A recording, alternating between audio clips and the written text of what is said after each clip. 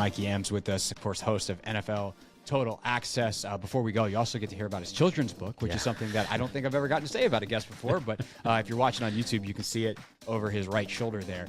By the way, aren't you glad I said right shoulder? Because if you're on camera and trying to figure out when they flip the things, and I never know which way to point. I tried to fix my hat the other day, and I turned it the wrong way.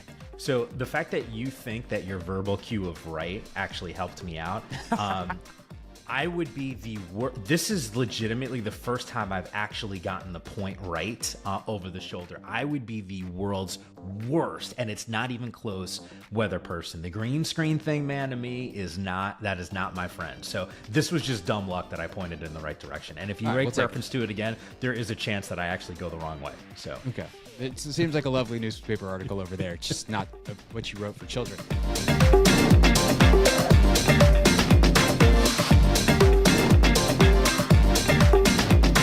When you're a beat reporter, like Ken confirm, you get a lot of requests to do stuff, and you just hope that they don't suck. And most of the time, they're actually pretty fun, especially like the radio stuff. Sometimes you get on a podcast and you go, yeah, this is a wacky bit, but whatever.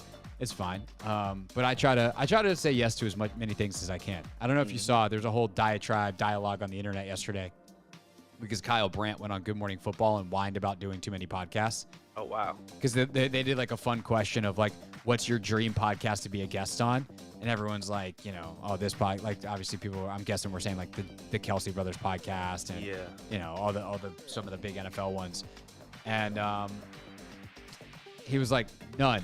I'm not going to lie. Like I'm overdoing podcasts. Like, and he was like, there was a tinge of self-awareness. He's like, look, I used to be a guy with the podcast, like, but I can't. You get on there, and then they want you on camera, and they want you to fix the light. And I'm like, if you just set up at a desk like a professional, then you don't have to fix that stuff. Like people are always stunned when I get on to do their podcast, and I'm sitting right here. Like, what am I gonna do? Go sit in a lazy boy on the roof? Stand outside with your phone like this. Yeah, just selfie mode, mailing it in. No, like I committed to doing your show. You were nice enough to ask me on.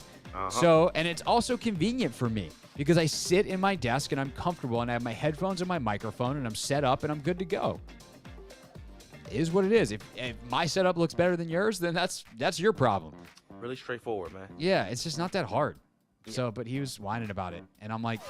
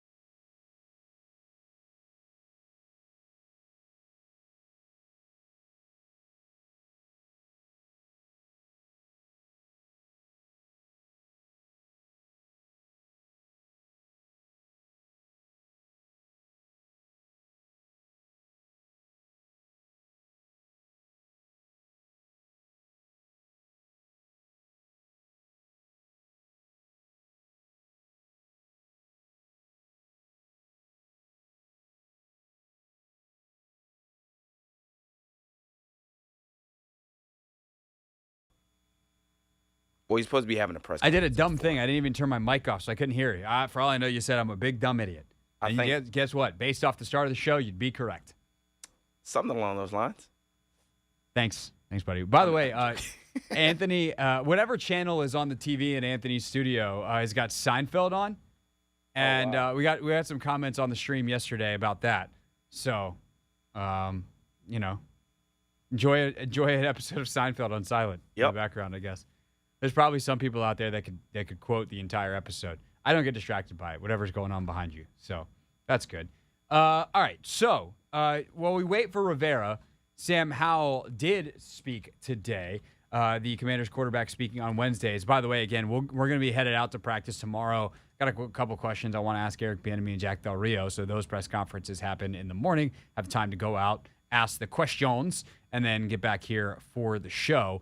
But for Sam Howell, this is a big measuring stick week for the Commanders, and the Bills, certainly the toughest test they've had so far, all due respect to the Broncos and the Cardinals. So here's Howell on going into this Bills game with 2 wins already in the bag and measuring up on what they can become. Don't tell me oh my God. That's fines for both of us. Me for not doing the stream. That's a 10. And that's the second straight day you pick up a 10. All right. For not having the bites ready. So one thing, I'm using this computer to get the audio from the presser. So you kind of need me. Yeah. But not warning me still made me just look like a giant boob. So that's still a fine for you, but I'm happy to pull up the audio. Okay. So I'm going to now pull up the audio, which is going to take time. We just had a meeting with our boss at 2:15 today, and he said, I really like how tight the show is, how smooth everything runs. Our guy Carlos Sainz would be like, smooth operator. And then here we are, just absolutely murdering the start of the show today. Yeah. All right. Here's Sam Howell, boys and girls. Yeah, what a great opportunity for us as a team, going against a team like Buffalo. They're one of the better teams in the league, and we're excited for the challenge. We're excited to, give it our best effort, and just kind of see where we're at. We feel like we're going to have all the stuff we have in so far, game plan wise, has been really good. So we're excited about the plan and got to have a really good week of practice, and go out there on Sunday and just play our game. And I feel like if we do that, we'll have a chance. Anthony, are you aware of the silly thing Linnell said on the previous radio show? I know that doesn't necessarily narrow it down. The results-based thing that he said. Talking about if the Commanders lose by 7 or more, he'll jump through a table? Yeah, that's the one. He's like, I don't see it. And I was like, you need to look harder. Here's how it happens. The Buffalo defensive line is real good. Mm-hmm. By the way, you should move your camera. You're like leaning out the screen. Come on, bro. How long have we been doing this? Clearly, this is a professional operation. Just look at the last 8 minutes that we've been on the air.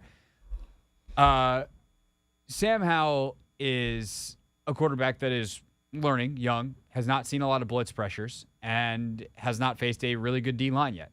He hasn't had to experience what it's like in the NFL to be sped up. And this Buffalo defensive line is one of the few units that can put out the same caliber of drafted player, a.k.a. a bunch of first-rounders, that Washington can. And so what's it like when not only you have Rousseau, and obviously they won't have to face Von Miller this week, but all these dudes for Buffalo. And by the way, I was talking this morning with the guy who hosts the Take Command Buffalo edition, if you will. It's always game day in Buffalo. Our fantastic Bills podcast in the Odyssey family. I did his show, and I think Matt's going to come on with us tomorrow. Whether he comes on the podcast or the radio show, we'll play it for you here on the Hoffman Show. But I was like, what's the difference between Leslie Frazier and Sean McDermott as the play caller defensively? And he said Sean has been consistently more aggressive.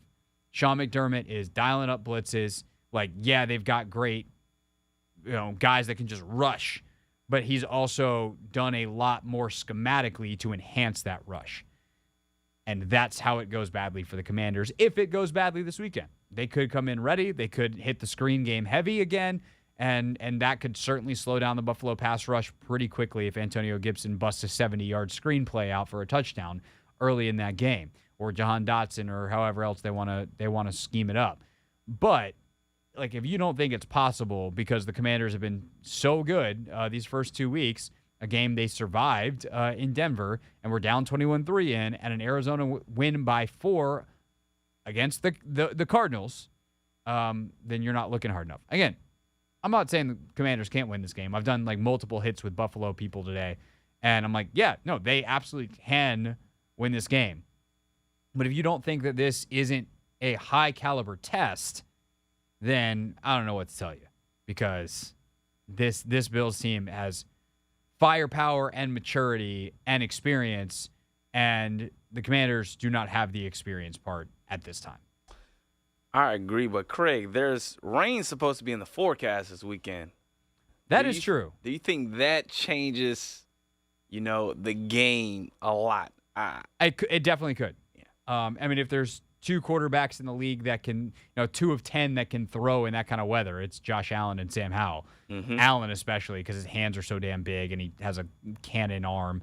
I mean, Sam's a smaller guy but has the big arm. I don't know. It is the kind of thing that perhaps we should hit up one of the news stations and see if we can get a weather person on tomorrow. It might change our rundown, and then we'll figure out if it's going to change the game. So let's write that down as a note. All right, we're still monitoring the podium in Ashburn. When Ron Rivera steps to it, we will try to bring that to you live. Clinton Yates, either way, coming up at 4:30. Sam Fortier later in the show as well. Take command. It is a tape review day, so you get Logan's thoughts on Howell and the offense. All still to come here on the Team 980. Kevin.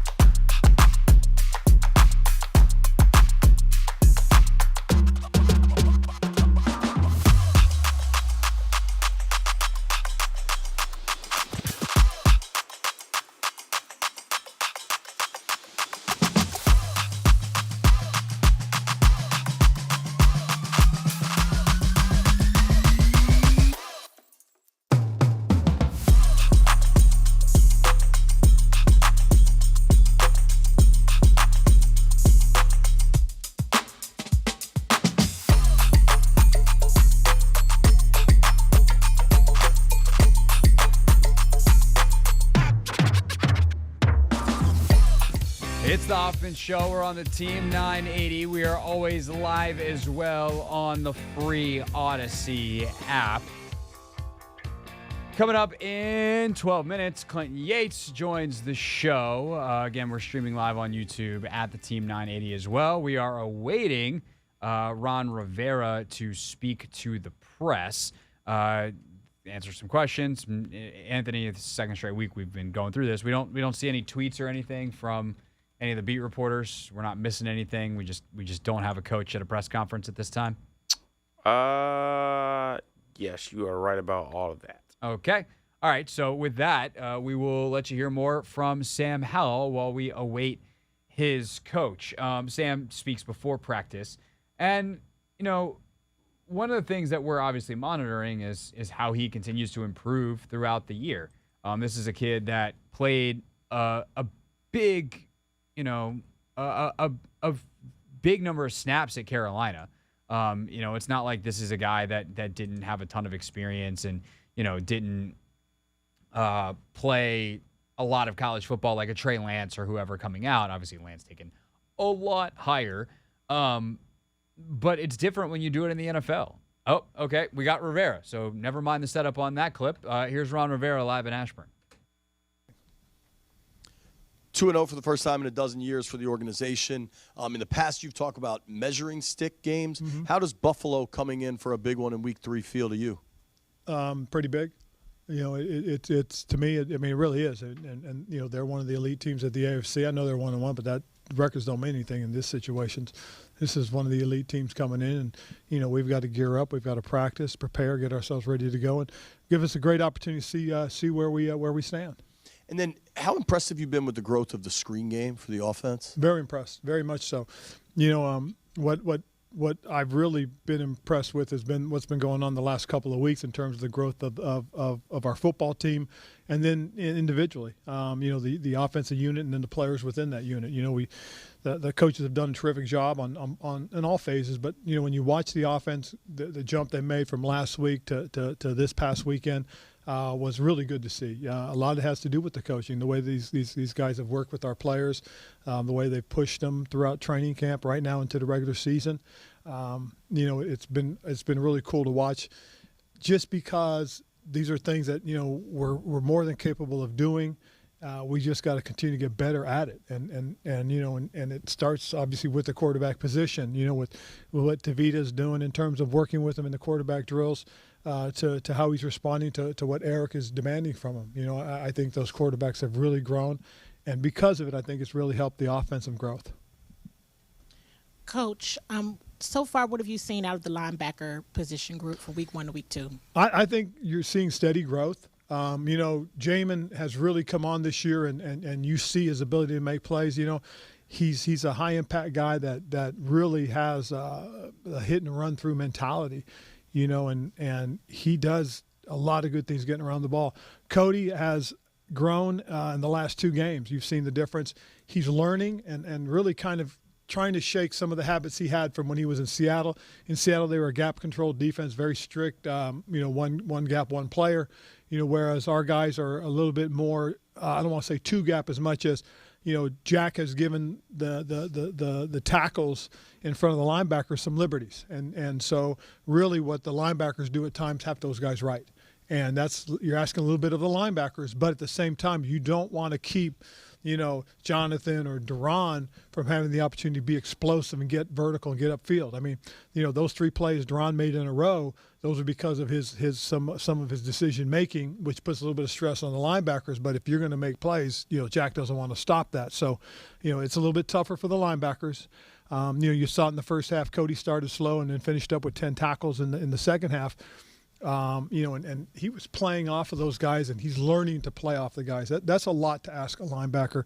Jamin's used to it, and so when you watch Jamin, he almost puts them in a bind sometimes, because Jamin has a tendency that he sees something, he'll run through. So they're kind of learning and developing and growing as a group. And starting out at home, another sellout crowd. How exciting is that for you and for the team overall in preparation this week? Wow, I think that's great. I really do. I think it's going to be very exciting for our players. This is going to be a good crowd. It's going to be, we'll probably have a few more Buffalo fans just because they do travel very well. But hopefully we'll have a lot more Commander fans out there that'll drown them out. And I'm looking forward to the environment. I mean, this is kind of what I've been hoping for, just because having been here when it was like that back in the day. This is very exciting for our team and for our organization and for this community and city. Coach, some video of Deron Payne, quote unquote, single-handedly forcing a 3-and-out on Sunday against the Broncos, making the rounds. From going back to your first experiences with Deron, kind of what stands out the most of his growth with your time with him? Just the consistency in his play now.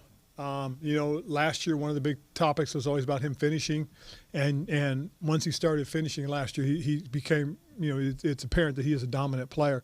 And then the way he finished last week off, or last Sunday, was about as impressive as it gets. I mean, we have a heck of a tandem with him and Jonathan. I mean those two guys are about as dynamic a group of guys I've been around. I was fortunate to be around when K'Wan Short and Star Lutulele worked together.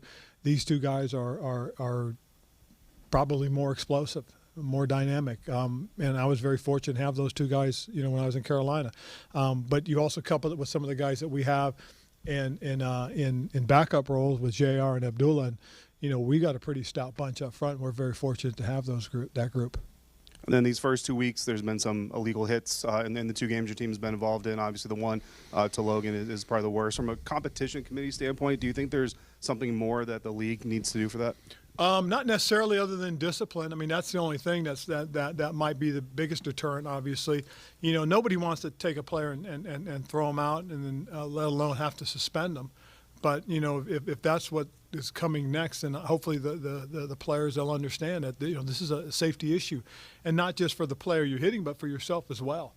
And I know that's one of the topics that we go through every year. We look at all those hits that are flagged.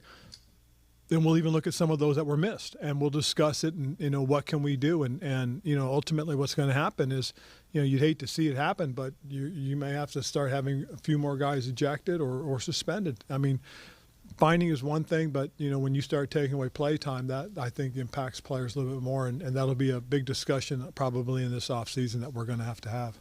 With the screen game, what has made it so effective? Is it the disguising, the timing? What are you seeing from balance? And I agree with with the way that EB talks about it. When I listen to him and the offensive coaches talk about putting plays in with the same action, with the same formation, the same shifts in motion, but yet from that look, we run the ball, we throw the ball, we screen the ball.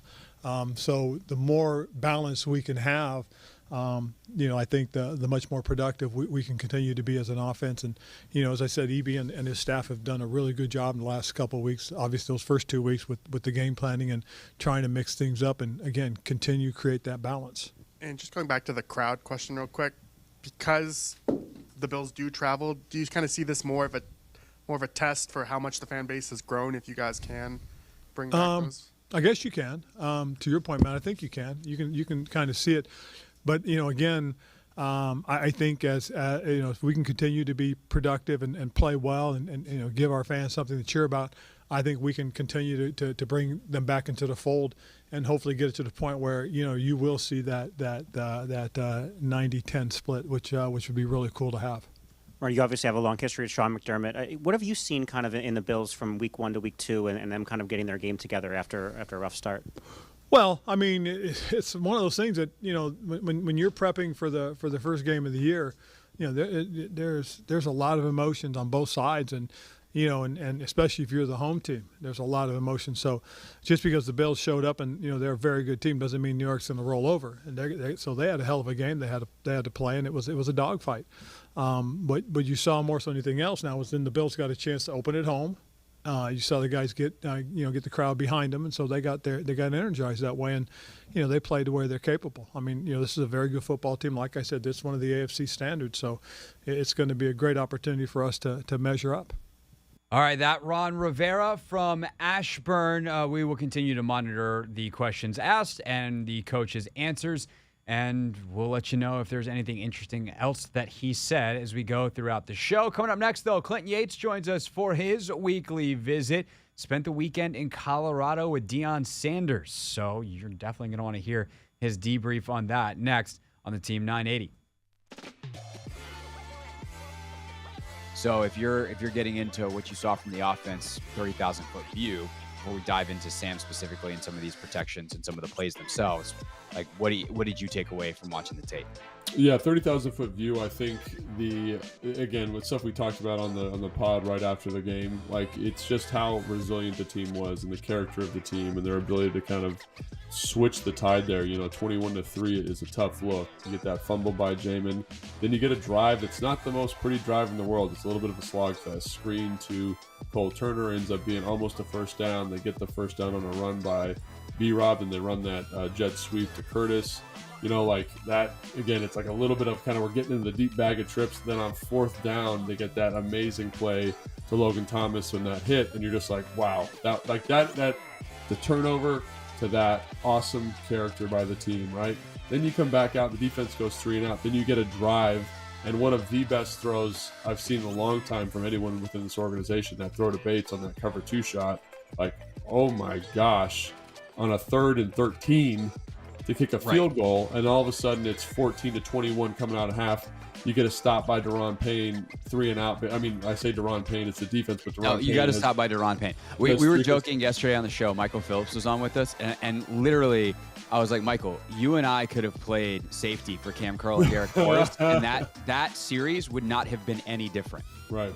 And so then great job by him. And again, you just like big moments, the big players stepping up in those moments, and then that next offensive drive is the Terry touchdown, and you're just like, holy cow! Like there was no time in between. It was like you got the fumble by Jamin, that drive we score, 2-minute drive, like it was like they had 55 seconds or something like that. They get points, 3 and out, points, and it's just like that is something I can't articulate how hard that is to do offensively, given the environment, given the conditions, given how that defense and the offense was playing in the first half, and then for them just to say like, no, we're not going to do this anymore.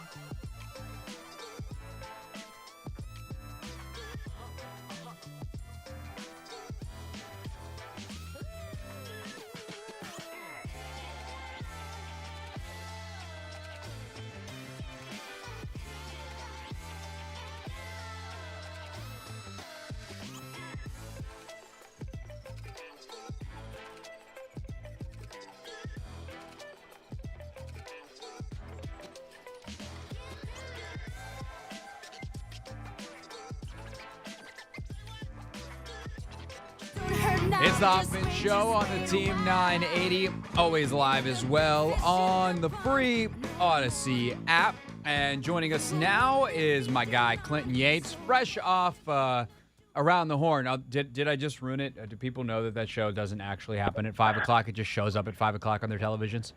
I think people do know that, at least people who know me personally or online. But I would like to say this. Ain't It Fun by Paramore needs to be the song every time I come on from here on out. That is what I want to be my jam. So that's what we're going to do, Anthony. Done. That's what we're going to do. Honestly, How are you? I'm good, but that's a song that wasn't, I think, in rotation until we talked about it when Steph Curry came on. Yeah, and I remember. They're saying it in San Francisco, and now it's been, and other Paramore songs have been in rotation since then for Anthony. So, Anthony, I don't know if you want to expand on that. Did you just discover Paramore? Like, what's happened there? So the thing is, Rod Wave just actually sampled a Paramore song. He sampled Ain't It Fun. And it's been stuck in my head, like, literally ever since. The song that Steph Curry sang was Misery Business. Right. Which also has been in rotation.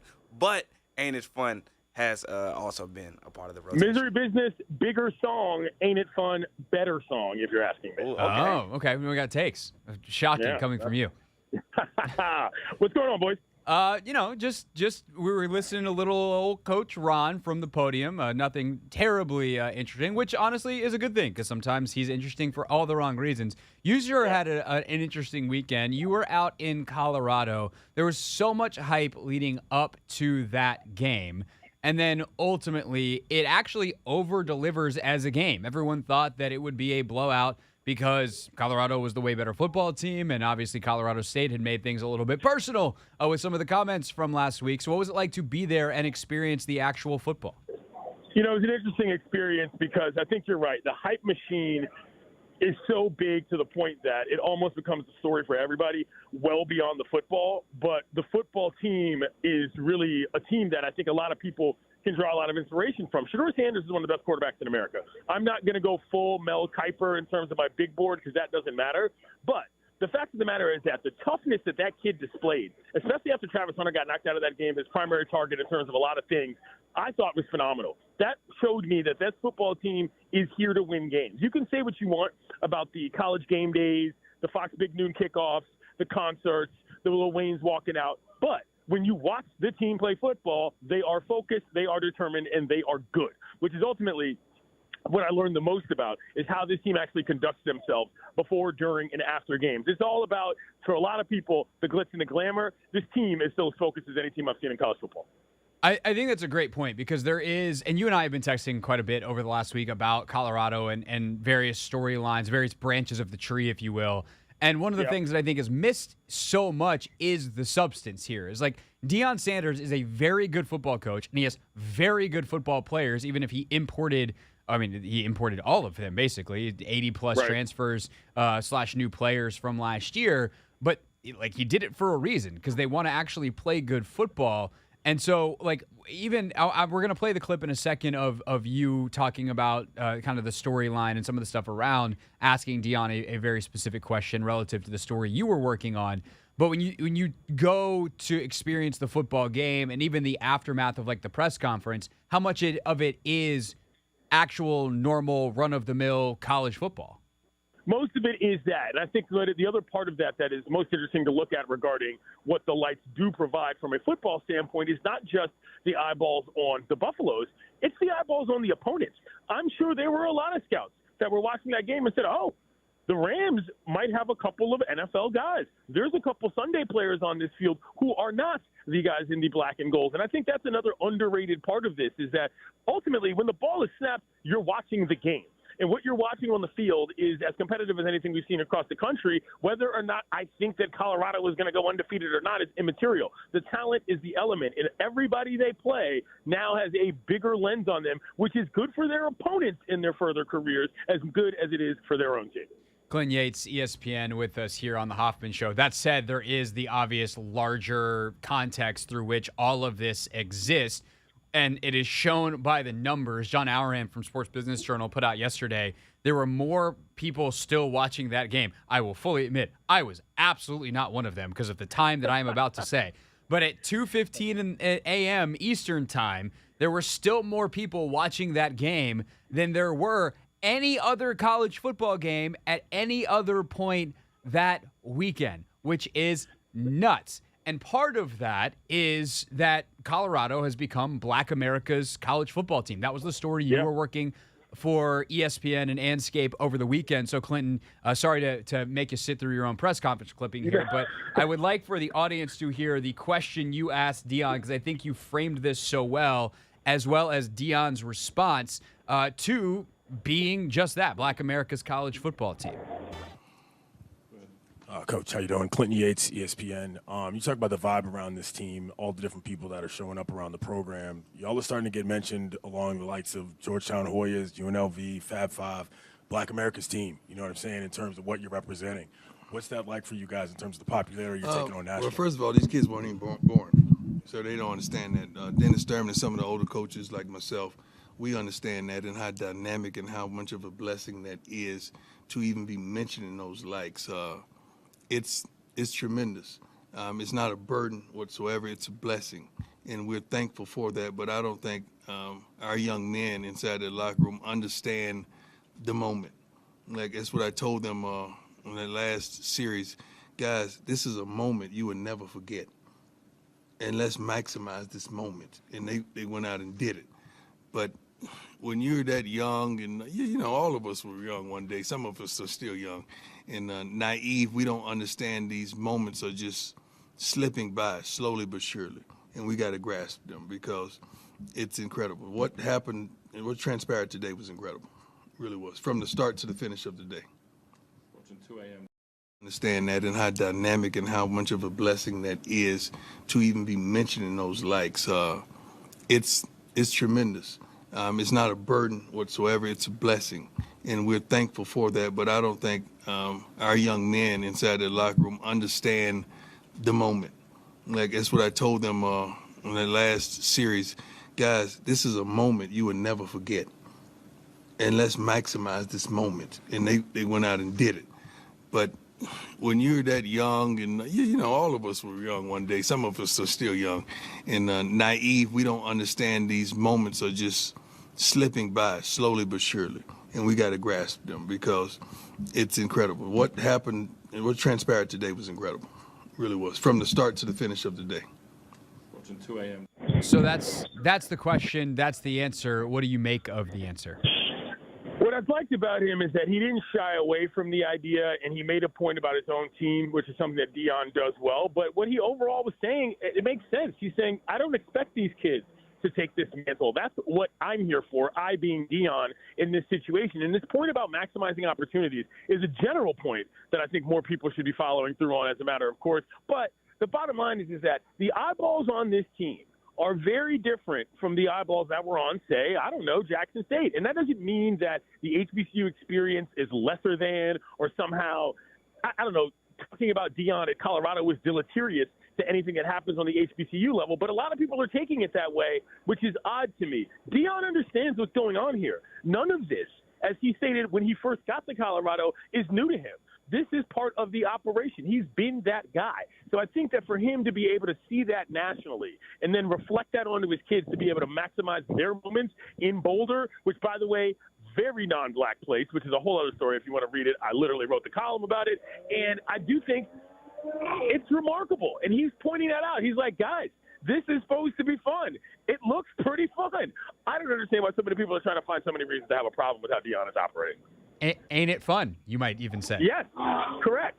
Just like this guy screaming by with a Hemi right now. Yes, very fun. I don't think that sounds like a Hemi. It sounds like a... I'm just making that up because I couldn't think of any other motors. A 49cc little scooter that swings by in D.C.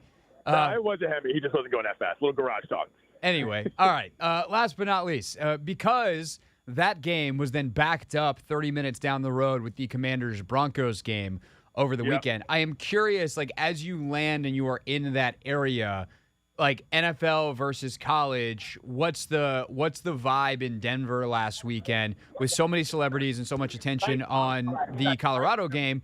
But the Broncos are still the Broncos. They were honoring John Elway's second Super Bowl team at halftime, and it is still an NFL town. Like, what was the vibe like actually out there with the football team visiting, et cetera?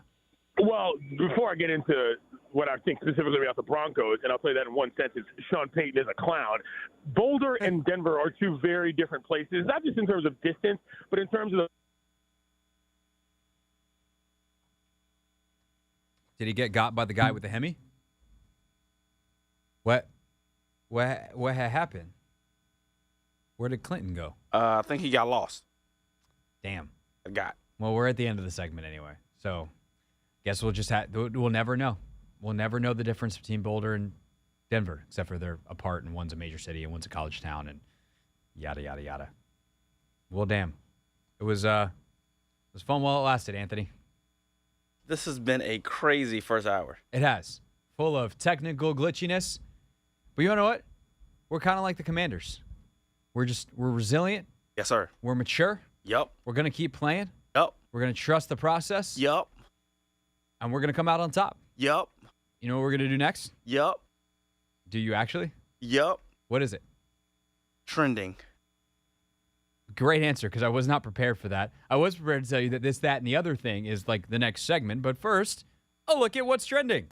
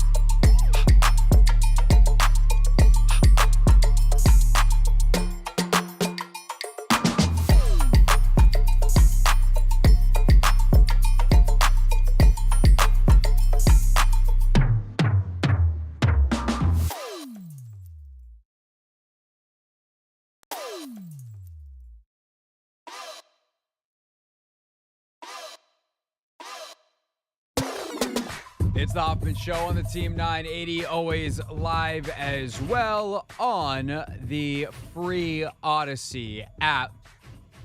Time for this, that, and the other thing before one of two things is going to happen at the top of the hour. We're either going to hit you with Take Command and you get a film breakdown, or we'll get back to some interesting things that Ron Rivera said in his press conference that ended about an hour ago.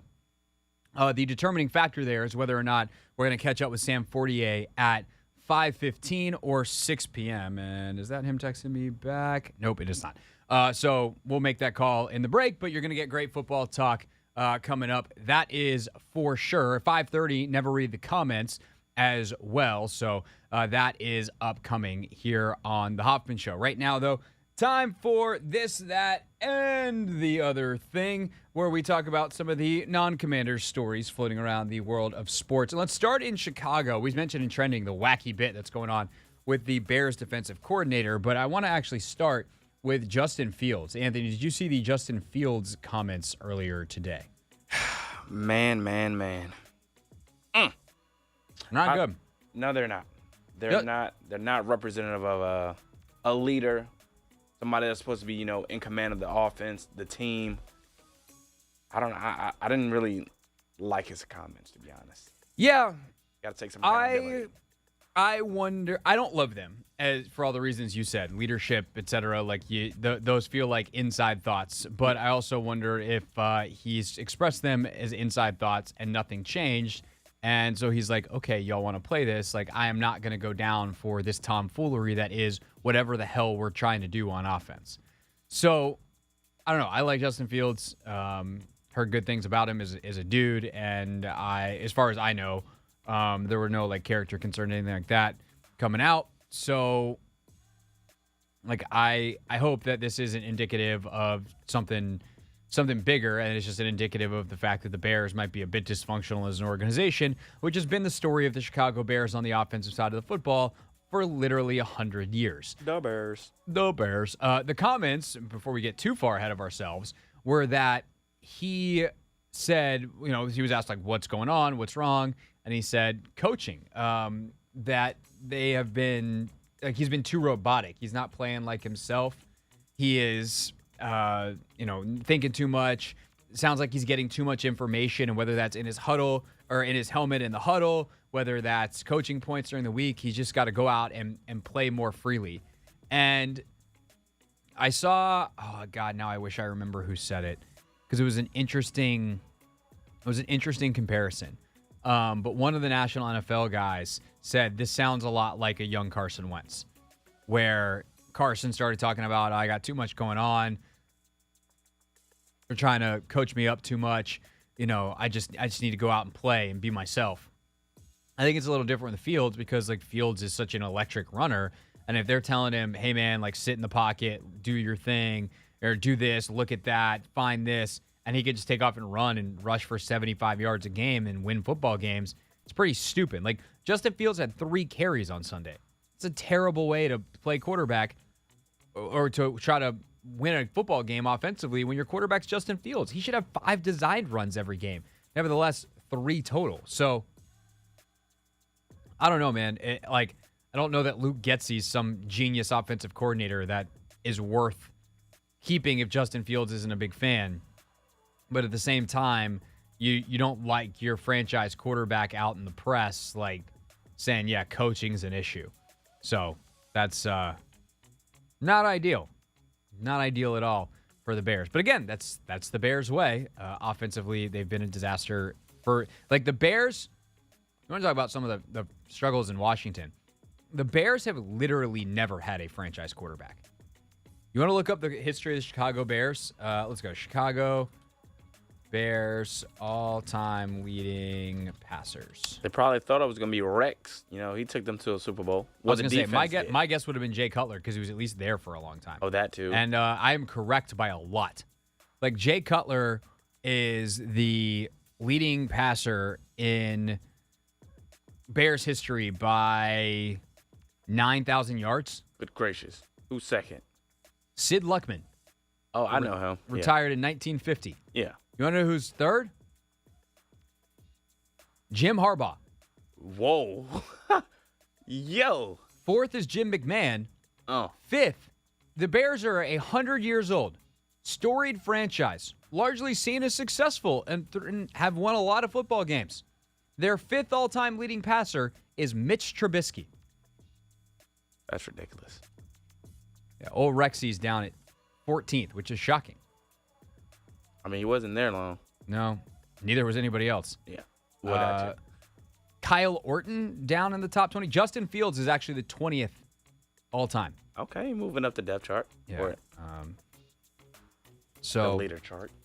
You know, you got a bunch of dudes that played for like 1 year in the top 30.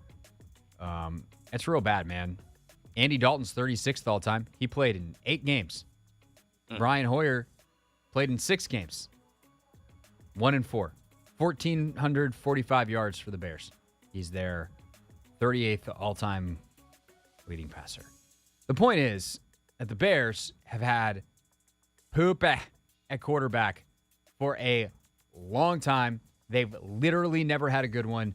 The best one they've ever had is Cutler from a passing standpoint. Obviously, Jim McMahon is the most legendary because he won the Super Bowl because he happened to be the guy in charge when the 85 Bears happened, and that was a defensive victory. They've got some great offensive players, obviously, in other positions, Gale Sayers, Walter Payton, and on down the list, but they've never, ever had a franchise quarterback.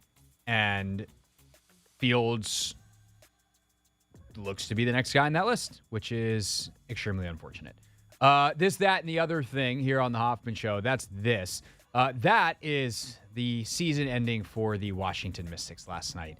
That was a heartbreaking game for the Mystics, but also very emblematic of their season. Chaotic, out of control, and chances, despite circumstances, that were not capitalized on. And ultimately, this season goes down as a bit of a lost season. I mean, Elena Delle Donne signed her max contract back in 2020. She has played a total of 51 games since. It is not Steven Strasburg bad, but it is not good either. And she is a free agent this offseason. She will absolutely re-sign, but do they give her the max? It's a real question. Natasha Cloud had the best game of her career. She is also a free agent. And if she does not have a literal career game last night, they are not even remotely in that. Instead, it goes all the way down to the wire. Mystics able to force overtime. They had a lead late, could not hold it. And then in overtime, I mean, it's just a comedy of errors. Like, frankly, the end of both regulation and overtime is just sloppy, bad basketball. And it's two teams that are dogfighting. And, you know, it's great in that way because the competitive level is so high. But it's just like, hey, someone keep their head about them and they'll win this game. I mean, they catch a massive break through the Mystics late. Sabrina Ionescu goes to the line. The best free throw shooter, one of the best in the NBA. She's not the best. Delle Donne's actually the best. She's the best in history in basketball, period. But Sabrina's a 91% career free throw shooter. She misses 2, and they give up a free throw rebound to Jonquel Jones, who gets fouled and then hits 2 free throws. Mystics then tie the game with a 3, force overtime. And then, with the Liberty almost able to dribble out the clock, Mystics force a turnover. And they're down 1, instead of just like dribbling into the front court, calling timeout, or like getting in a set, get the ball to Elena, let her do her thing, Brittany Sykes just like dribbles right into Jonquel Jones, or whoever it was, as fast as she can, out of control. Like there weren't 16 seconds left in what should have been the final possession of the game with the ball in your hands and a chance for the win. Turnover, New York hits free throws, terrible shot drawn up out of the next timeout, or terrible shot taken. I don't know if that's what Eric Tebow drew up. If it was, then yikes, man. Not exactly a great end to your first playoffs. And it's just a bad shot, and that's the end of the season. And it sucks because they fought and they deserve credit for having competitive character, but execution-wise, yikes, man. Not good. Not at all. But it was an ugly game, but it was a good game. Like I feel like some timely shots were made, but as you've alluded to, I think we needed a little bit more from like somebody. Ariel Atkins, she missed a lot of time due to injury, and then also EDD, she didn't have all that good of a series, to be honest. No. They've got some really tough decisions to make. And it's going to be interesting because, like, Mike Tebow's still the GM, but we know that, what's his name? Wow, now I'm totally blanking. Michael Winger is now the president of Monumental Basketball. Does he have any input? Probably not a lot, but it is another voice in the room that they can run things by, and he will have, whether he actually disagrees with anything or he just trusts Tebow to do his thing, we'll see. But it is a new era of Monumental Basketball, and the Mystics are a part of that. So we'll see that. That's this, that's that. The other thing, a couple of injury updates on the running back front. Back to the NFL. Saquon Barkley officially out of Thursday Night Football. Brian Dable just telling the media that not too long ago. And the Browns have signed Kareem Hunt, their former running back, comes back in the wake of the Nick Chubb injury. Of course, Chubb out for the season. That's this, that, and the other thing here on the Hoffman Show. When we get back, it's not never read the comments time yet, but there was a very interesting comment in the live YouTube chat in regards to something Ron Rivera said that I want to respond to. So we'll play the Rivera bite and also have a discussion about a consistent bad habit that they seem to have in free agency. That's next on the Hoffman Show on the Team 980 and always live on the free Odyssey app.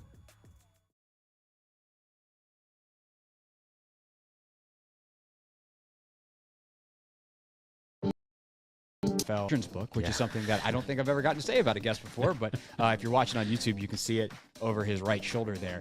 But by the way, aren't you glad I said right shoulder? Because if you're on camera and trying to figure out when they flip the things, and I never know which way to point. I tried to fix my hat the other day and I turned it the wrong way. So the fact that you think that your verbal cue of right actually helped me out. I would be the worst. This is legitimately the first time I've actually gotten the point right over the shoulder. I would be the world's worst, and it's not even close, weather person. The green screen thing, man, to me is not my friend. So this was just dumb luck that I pointed in the right direction. And if you make reference to it again, there is a chance that I actually go the wrong way. So okay, it seems like a lovely newspaper article over there, just not what you wrote for children.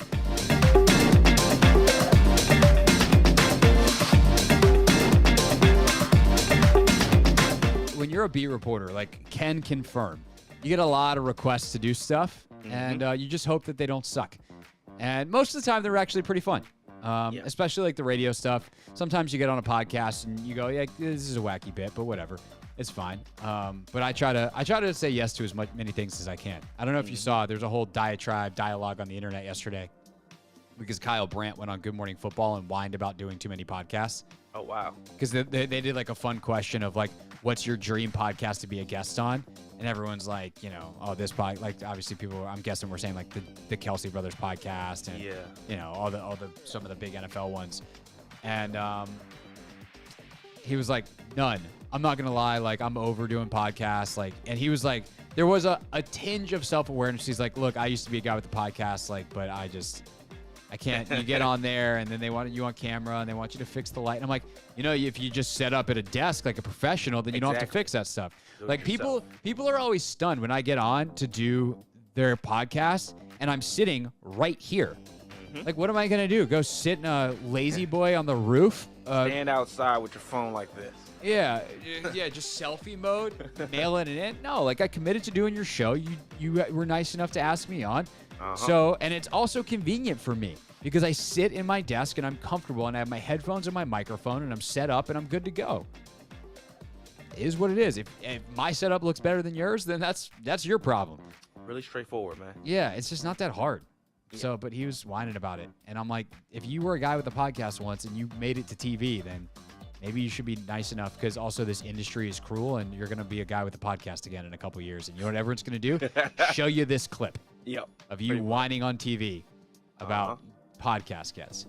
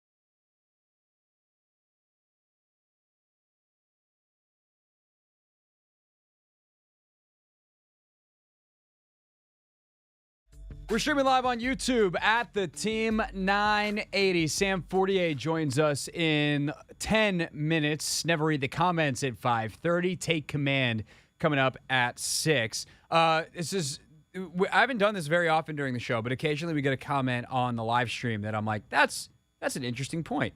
And someone commented on, Ron Rivera's press conference was playing, and Mike from Southwest said, why do they keep bringing in players who had success in one defensive system, thinking they'll transition smoothly into what they run? This was the comment, by the way, that sparked that comment from Mike in Southwest, from Rivera, talking about the adjustment period between what Jamin Davis experiences in this defense and Cody Barton. I think you're seeing steady growth. Jamin has really come on this year, and you see his ability to make plays. He's a high impact guy that really has a hit and run through mentality, and he does a lot of good things getting around the ball. Cody has grown in the last 2 games. You've seen the difference. He's learning and really kind of trying to shake some of the habits he had from when he was in Seattle. In Seattle, they were a gap-controlled defense, very strict, one gap, one player, whereas our guys are a little bit more, I don't want to say 2 gap as much as, Jack has given the tackles in front of the linebackers some liberties. And so really what the linebackers do at times have to make those guys right. And you're asking a little bit of the linebackers, but at the same time, you don't want to keep Jonathan or Duran from having the opportunity to be explosive and get vertical and get upfield. I mean, those 3 plays Duran made in a row, those are because of some of his decision making, which puts a little bit of stress on the linebackers. But if you're going to make plays, Jack doesn't want to stop that. So, it's a little bit tougher for the linebackers. You saw it in the first half. Cody started slow and then finished up with 10 tackles in the second half. And he was playing off of those guys, and he's learning to play off the guys. That's a lot to ask a linebacker. Jamin's used to it, and so when you watch Jamin, he almost puts them in a bind sometimes because Jamin has a tendency that he sees something, he'll run through. So they're kind of learning and developing and growing as a group. I think you're seeing steady. So I think that's interesting. And then again, Mike heard that and was like, well, why do they keep bringing in guys who don't work in this system, who worked in other systems? Like, didn't they learn that lesson with William Jackson? And the answer is no, coaches will never learn. But this is why you pay scouts, and sometimes you're right. Like, sometimes you bring a guy in and he does really well because the traits that you think make him successful in another scheme translate well to what you're doing here. Like in William Jackson, they're like, oh, he's super fast, he's long, like that's what we look for in corners. Great. They get him in here and they're like, oh, he doesn't pick up this defense very well. He doesn't seem to see route concepts very well. And his football IQ doesn't seem extraordinarily high, which is really tough in our zone match scheme that's got 1,000 rules in it. And thus, we got coverage busts everywhere. Crap. And with Cody Barton, the question is he smart enough to make the adjustments from my job is to be in the A gap to my job is to make sure that when John Allen does John Allen stuff, I can cover if he can't make the play. And that's a different mentality. It's a different role, but like the speed is something, which he does have, is something that can help with that. He is supposedly a pretty smart player, so he should be able to make some of these adjustments as he gets more reps behind these guys. And then to me, the big thing is, what does he do in coverage? Because that's the big reason you brought him in.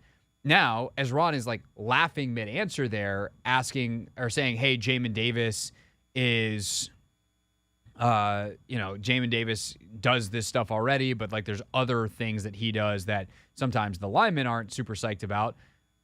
I am just kind of like, yeah, like the point is Jamin Davis is really good, so why don't you just play Jamin Davis?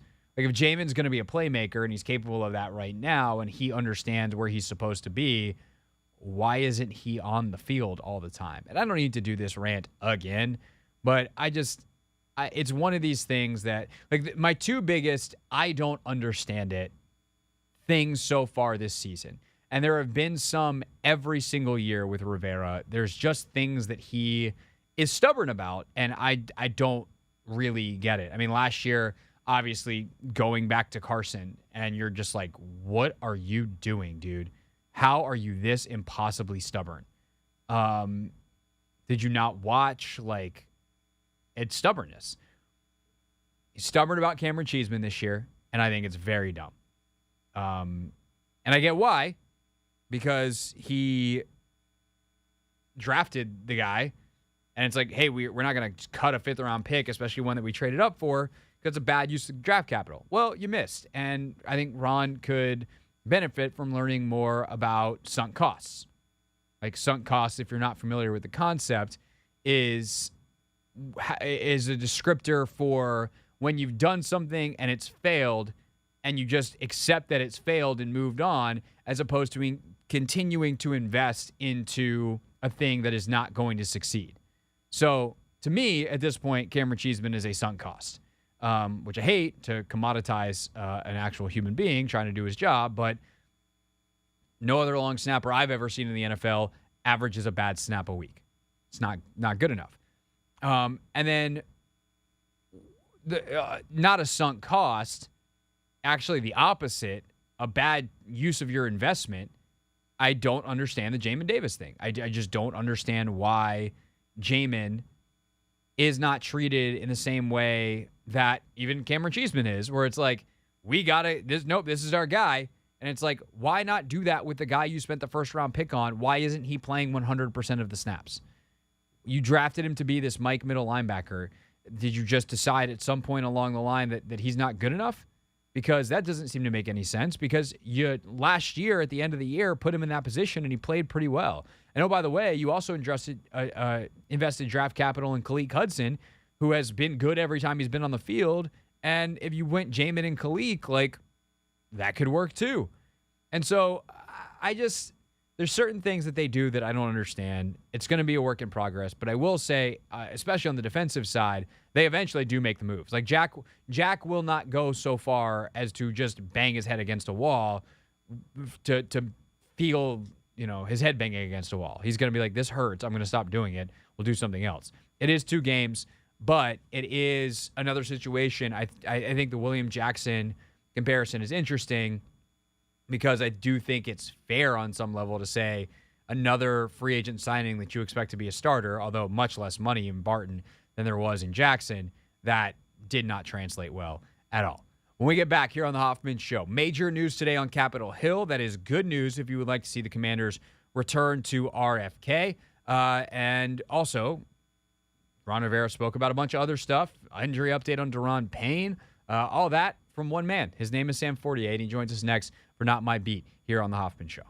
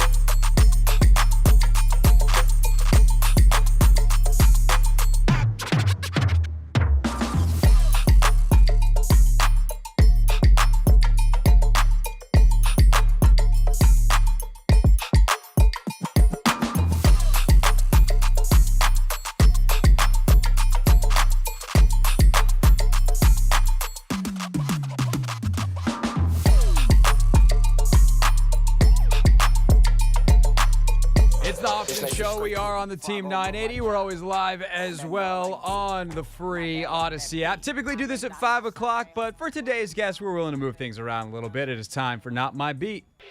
Today's top story from the perspective of someone who's there. You are looking live. This just in. Not My Beat. We got a double barrel, if you will, of topics to discuss with Sam Fortier. We got some football and we got some stadium news. Of course, Sam, the Commanders beat reporter for the Washington Post. Mr. Fortier, how are you? And are you using the headphones that I sent you? I am using the headphones that you sent me, so I'll not be pulled over. And I got to tell you, man, seeing the craziness coming out of Chicago today with the Justin Fields comment, with the DC abruptly resigning, it's just like giving me flashbacks to what this team used to be like. And I'm like, wow, I'm talking about football in a stadium? That feels odd. Right. One, God, this call quality is just exceptional. So just, I got to say, I'm going to send you a clip later just so you can hear how clear you are. Two, we actually, so earlier in the show, we did a segment called This, That, and the Other Thing, and we wound up putting the Bears stuff in that. And yeah, it felt very oddly familiar, but also safely distant, which I think is good. All right, we got a lot to get to and not a lot of time. So first, let's... Yes. James Smith-Williams just pulled up and honked at me. I'm on the radio with Craig Hoffman right now. Do you want to say something? What's up, James? How you doing, man? What's up, James? Although you probably can't hear it because this is just in Sam's I'll put him on headphones. Quick. Craig, how you doing, man? I'm good. Feeling good. Just talking to Sam. Last time we did a hit with Sam, he put Matt Paris and Ben Standing on, so this is an upgrade. Way better. Yeah, way better. Yeah. Definitely an upgrade. All right, let's make sure nobody gets in trouble here. All right, James, drive home safely. Thank you. You have a good one. All right, goodbye. James Smith-Williams, everybody. One day, Sam, we'll just have a very normal phone call. Dude, I'm bringing guests on this show. I want a booking fee. I'm the producer of this show now. Sorry, Ant. Anthony, would you like to say anything in response to that comment? I'm just going to go in my corner and wipe away my tears. All right. I think you can talk to Anthony about some of his money because I sure don't have any to give you. What's up with Daron Payne and his ankle, and why wasn't he practicing?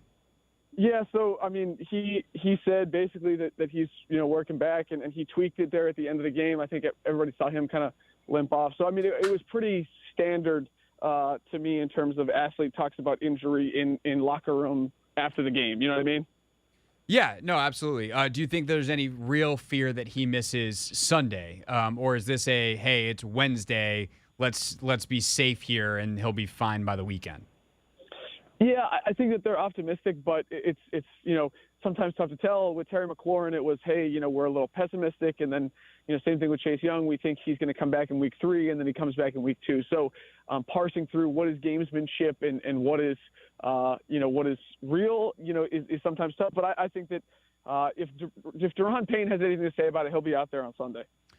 Sam Fortier, Washington Post, with us here on the Hoffman Show. So this Bills team is a way bigger test than either of their first two opponents, with all due respect to their first two opponents. For me, the area where it could go the most sideways for Washington is trying to protect Sam Howell / Sam Howell protecting himself. What did Sam have to say about his continued improvement and, the matchup with this very, very good Buffalo defensive line this weekend?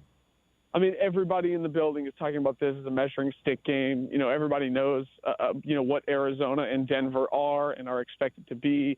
So with Sam Howell, I think it's, taking care of the ball, not taking any big hits. Obviously, there have been a couple big hits in the first 2 games, the one on Logan last week and the one on Sam as he was getting out of bounds in the opener. So, I mean, those are definitely things that people are aware of. And Sam against this Bills defensive line, he said, where I think the quote was something like, wherever you look, there's a good player on this defense. So is he going to test the Bills safeties, going deep in the same way that he felt comfortable with the Broncos safeties on that 30-yard dot to Terry?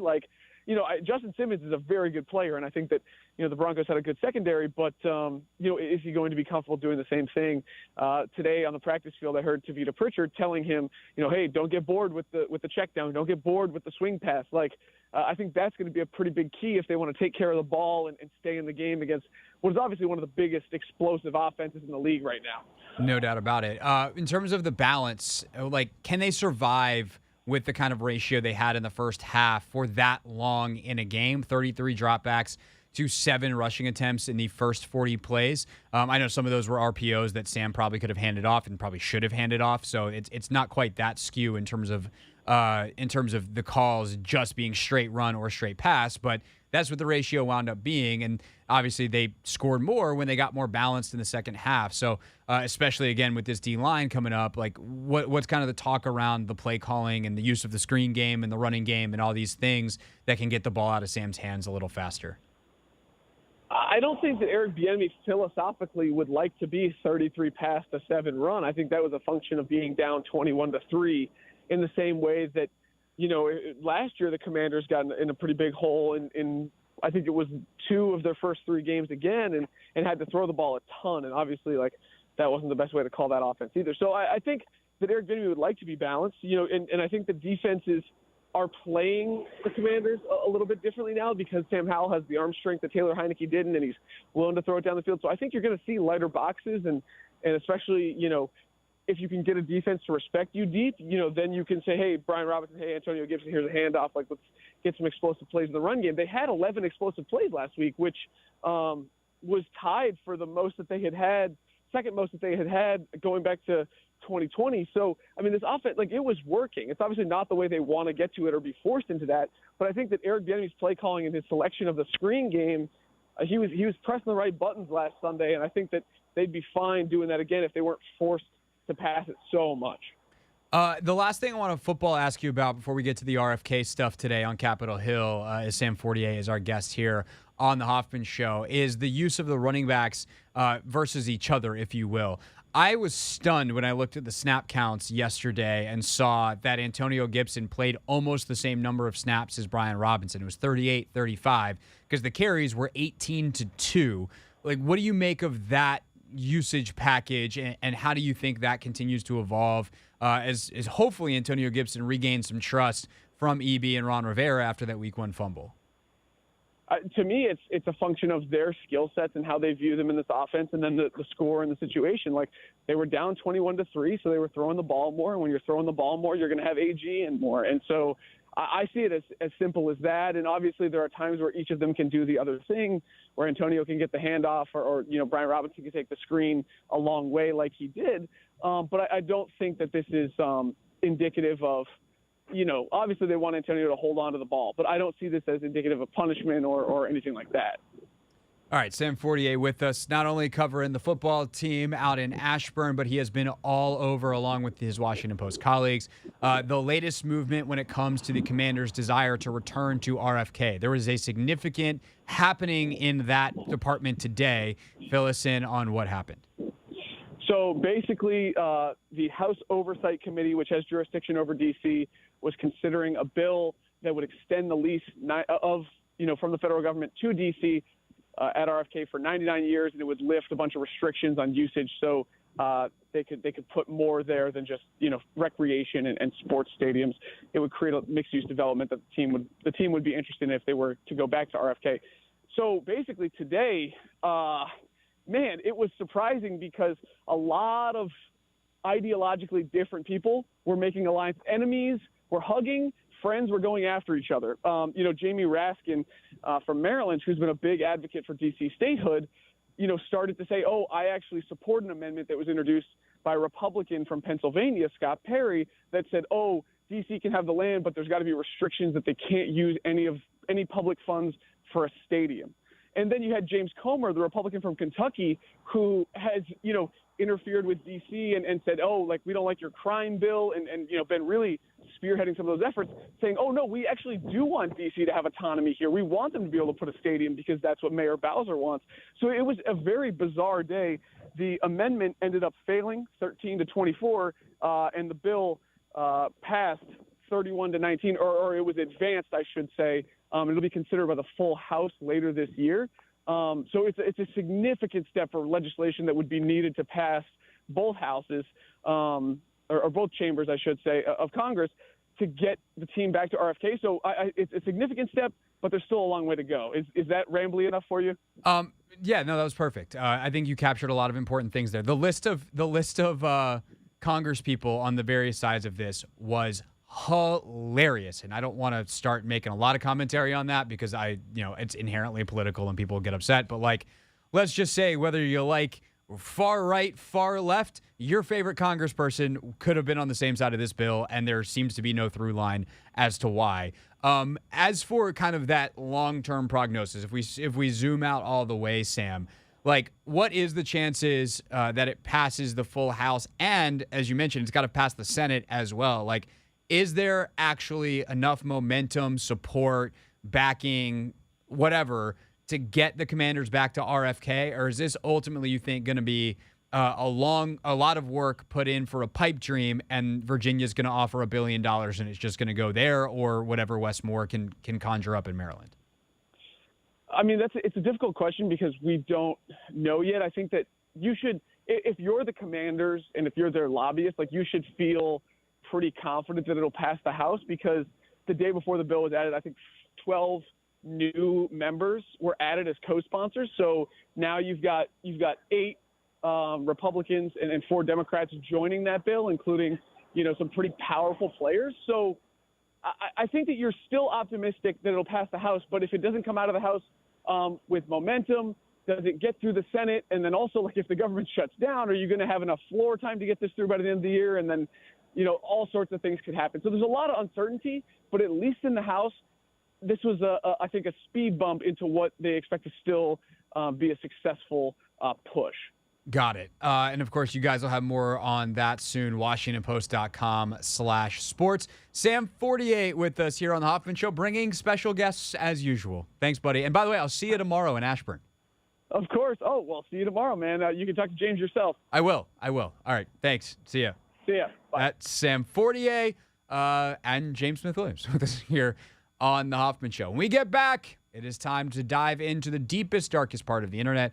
Do never read the comments. Real quick, though, just another thought here before we get out and I lose the thought on the RFK Stadium thing. The other thing that Sam talks about there that's really important is there is a clock on this.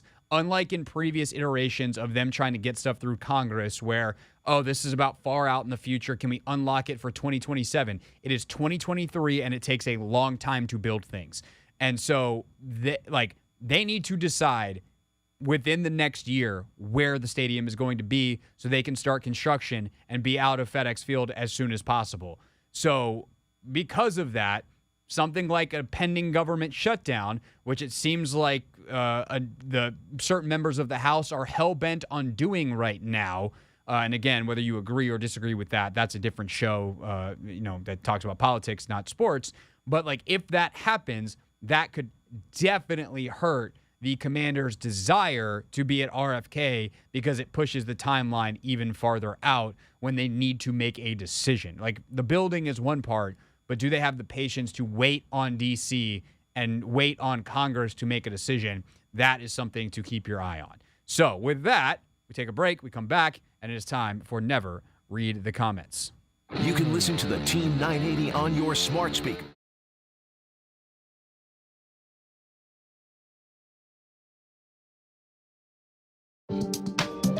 Also get to hear about his children's book. Mikey M's with us, of course, host of NFL Total Access. Before we go, you also get to hear about his children's book, which is something that I don't think I've ever gotten to say about a guest before. But if you're watching on YouTube, you can see it over his right shoulder there.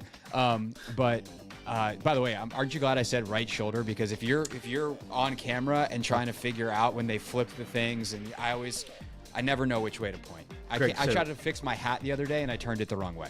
So the fact that you think that your verbal cue of right actually helped me out. I would be the worst. This is legitimately the first time I've actually gotten the point right over the shoulder. I would be the world's worst, and it's not even close, weather person. The green screen thing, man, to me is not my friend. So this was just dumb luck that I pointed in the right direction. And if you make reference to it again, there is a chance that I actually go the wrong way. So okay, it seems like a lovely newspaper article over there. It's just not what you wrote for children.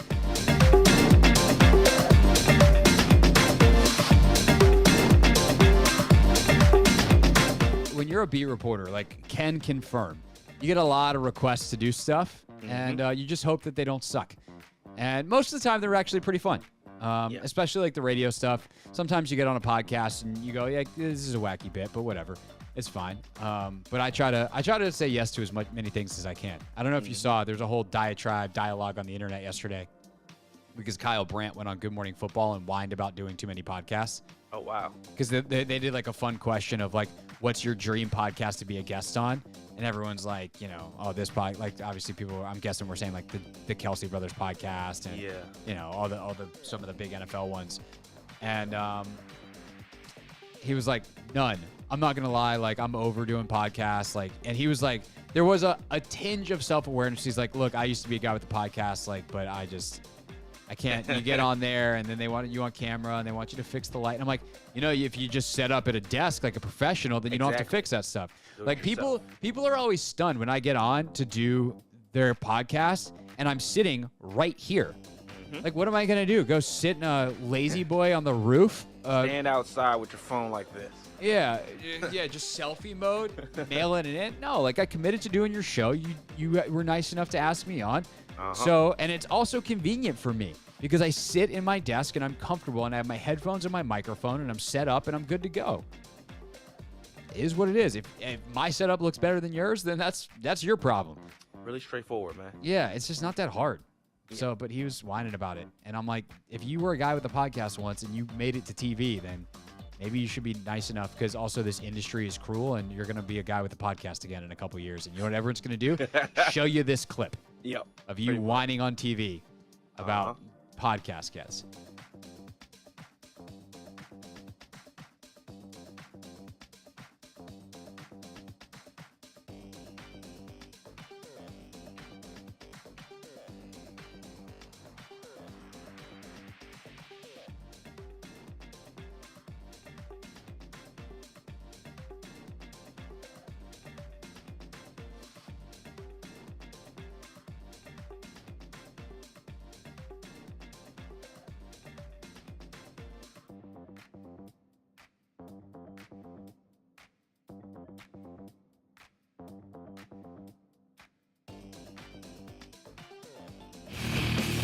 It's the Hoffman Show. We're on the Team 980. We are always live as well on the free Odyssey app. Here's how the rest of the show shakes up. We got an hour and a half left as we have an hour and a half down. And the next half hour, next 20 minutes really, we will hit Never Read the Comments, which we do 5:30 each and every Wednesday. So always make sure you are tuned in then. But if, obviously if you're listening right now, like don't go anywhere. But if you ever miss it, it does go up on our YouTube page, which you can subscribe to at Craig Hoffman. And we also post it up at the Team 980. You leave your comments there on that video or any of the others. That's how they wind up in the segment we are about to do. 6 o'clock, we will get you a high-level film breakdown. For the details, you got to listen to Take Command, but some high-level thoughts. And also, was the preseason key in the Commanders' early success? Thoughts from Logan Paulson coming up at 6, and we'll get back to some of the most interesting things that Ron Rivera had to say at 6:30. So that's the rest of the show. Right now, though, it is Anthony. Where'd you go? Over there. He's back. I looked over to see if you were ready to hit the opener. Yeah, I'm ready. And you were literally not at your station. Yeah, I was ready though. You had wheeled into the corner. No, if I had done it on time, you would not have been ready. I promise you, I would have. It's time for Never Read the Comments. We tried to warn them. They didn't listen. Yeah! Every week, the Hoffman Show goes into the belly of the beast. We read those comments, baby. Never read the comments. All right, we got a lot of comments on all of our content, which, again, you can leave yours at Craig Hoffman is the best place if you want to get your comment read in this segment. We had Linnell on the show yesterday for Overreaction Tuesday, and there was a wide variety of feedback on Linnell's takes. Most of them, the comments on Sam Howell and Linnell's proclamation that Washington has definitely found their franchise quarterback a whopping 3 games into his NFL career, 3 starts into his NFL career. Frontline 205 says, I appreciate the enthusiasm, but this dude is drinking the Kool-Aid hard. Meanwhile, on the other side, PCC 1901 says, is it too soon? At this point, it's too late. We could have a Drake reference there. If you're reading this, it's too late. It's too late. It's too late. I'm just throwing that out there. Did you see that there was another team that put Drake lyrics in press conferences? It was Tampa. Baker had like 3 or 4. Someone else did. And then someone from Fox Sports did it. Was like, oh, I can do this too. And his were like very clearly scripted and terribly executed. And I was like, come on, man. Don't make fun of the bit if you can't do it better. Are people copying the Commanders? I don't know that the Commanders originally came up with it. I'm not saying that we did, but all I'm saying is we did, the lyrics thing, the Beyonce thing. And then I saw the Eagles, their media team asked the players if the NFL is scripted. And we already did that too. I mean, that's been an ongoing bit. Oh, okay. I think Travis Kelce's got the best bit of all. He's just dating Taylor Swift. So, that too. Forget the lyrics. and then we got our guy Ian Eagle talking about Travis Kelce finding blank space in the end zone. Now, that's how you do it. By the way, I did follow up. For those of you that listened to the end of the show on Monday, we said we're going to have to investigate. Was that, did Noah Eagle feed Ian, his dad, the lyric? I texted Ian. I was like, we might have to have you on the show to do this. And he's like, there's nothing to investigate. I'm just a Swiftie. Oh, okay. And I was like, oh, well, there goes the segment idea, Ian. Did you see Jason Kelce confirm the rumors, though?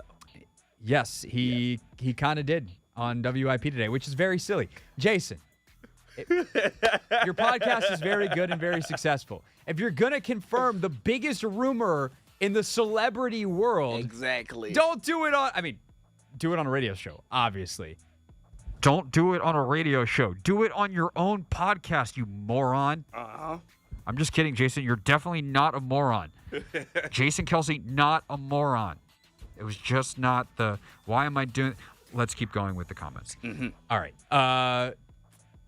Back to the comments we go. And thoughts on Sam Howell, franchise quarterback. Some more nuanced thoughts besides Linnell's brilliant. What's this guy smoking?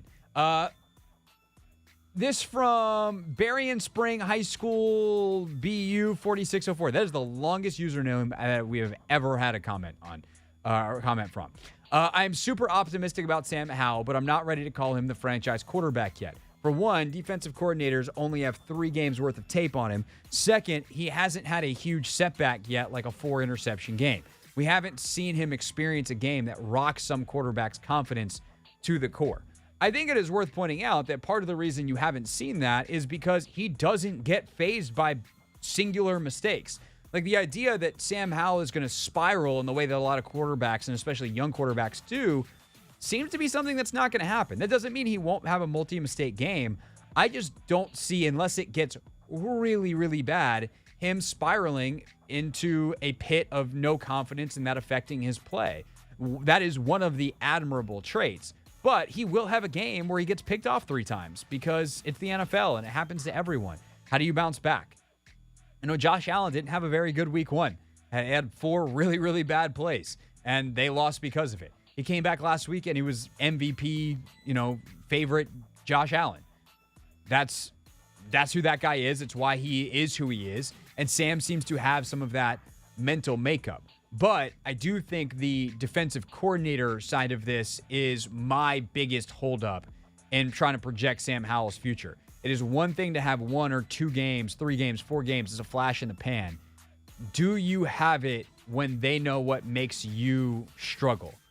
And as he gets more tape out there, more defensive coordinators are going to say, this is how you beat this kid, and they're going to make him do it. And if you can't turn your weakness into at least something passable, or if not into a strength, your leash in this league is not going to be very long. That's what we don't know about Sam Howell yet. But things can change quickly. This comment, who I apologize to whoever made it, because I absolutely deleted their name in the notes. So sorry, good thought, good comment here. Nobody knew the Eagles and Hurts would do what they did last year. Hell, they was going after Russell Wilson last year. That is true.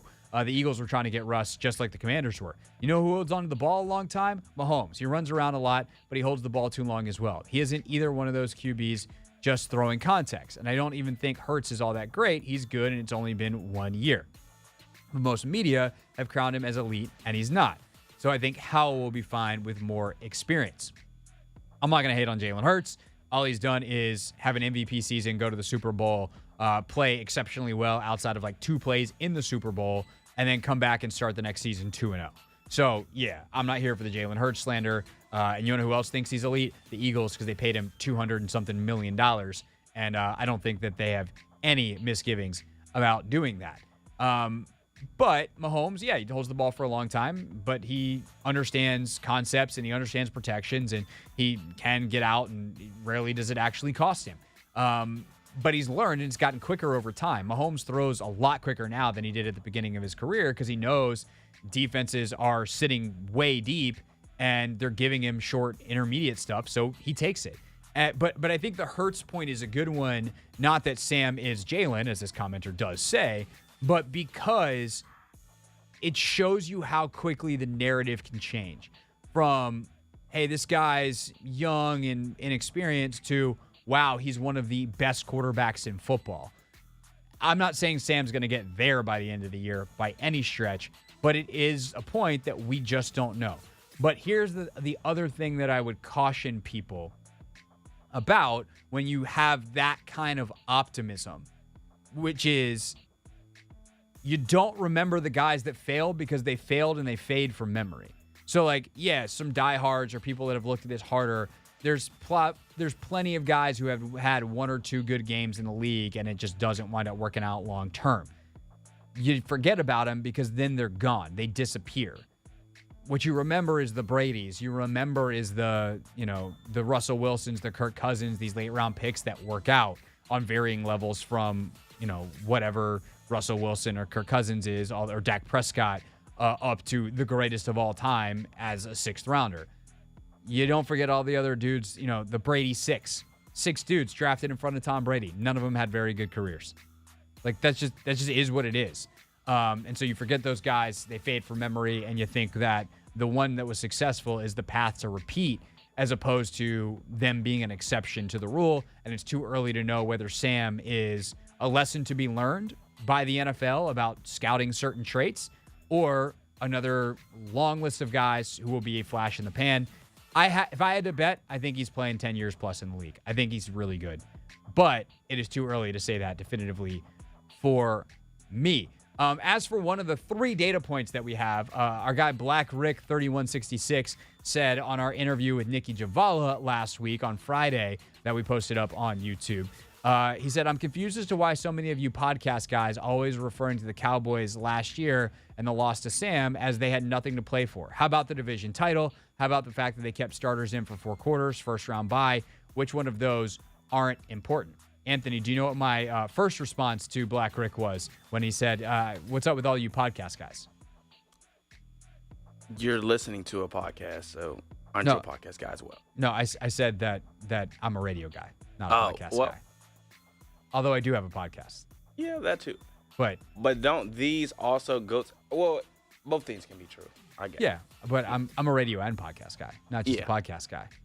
You really just kind of ruined the joke there. I'm sorry. I was being technical. Goodbye, Anthony. Kicked Anthony out of the stream. You can still hear him, though. Whatever that's worth. As for the substance of it, it was pretty clear in that game that, like, Dallas wasn't in it. They had an off day, whatever. I mean, the Eagles, they knew the Eagles were probably going to beat the Giants, and from what I remember, that game wasn't particularly close late.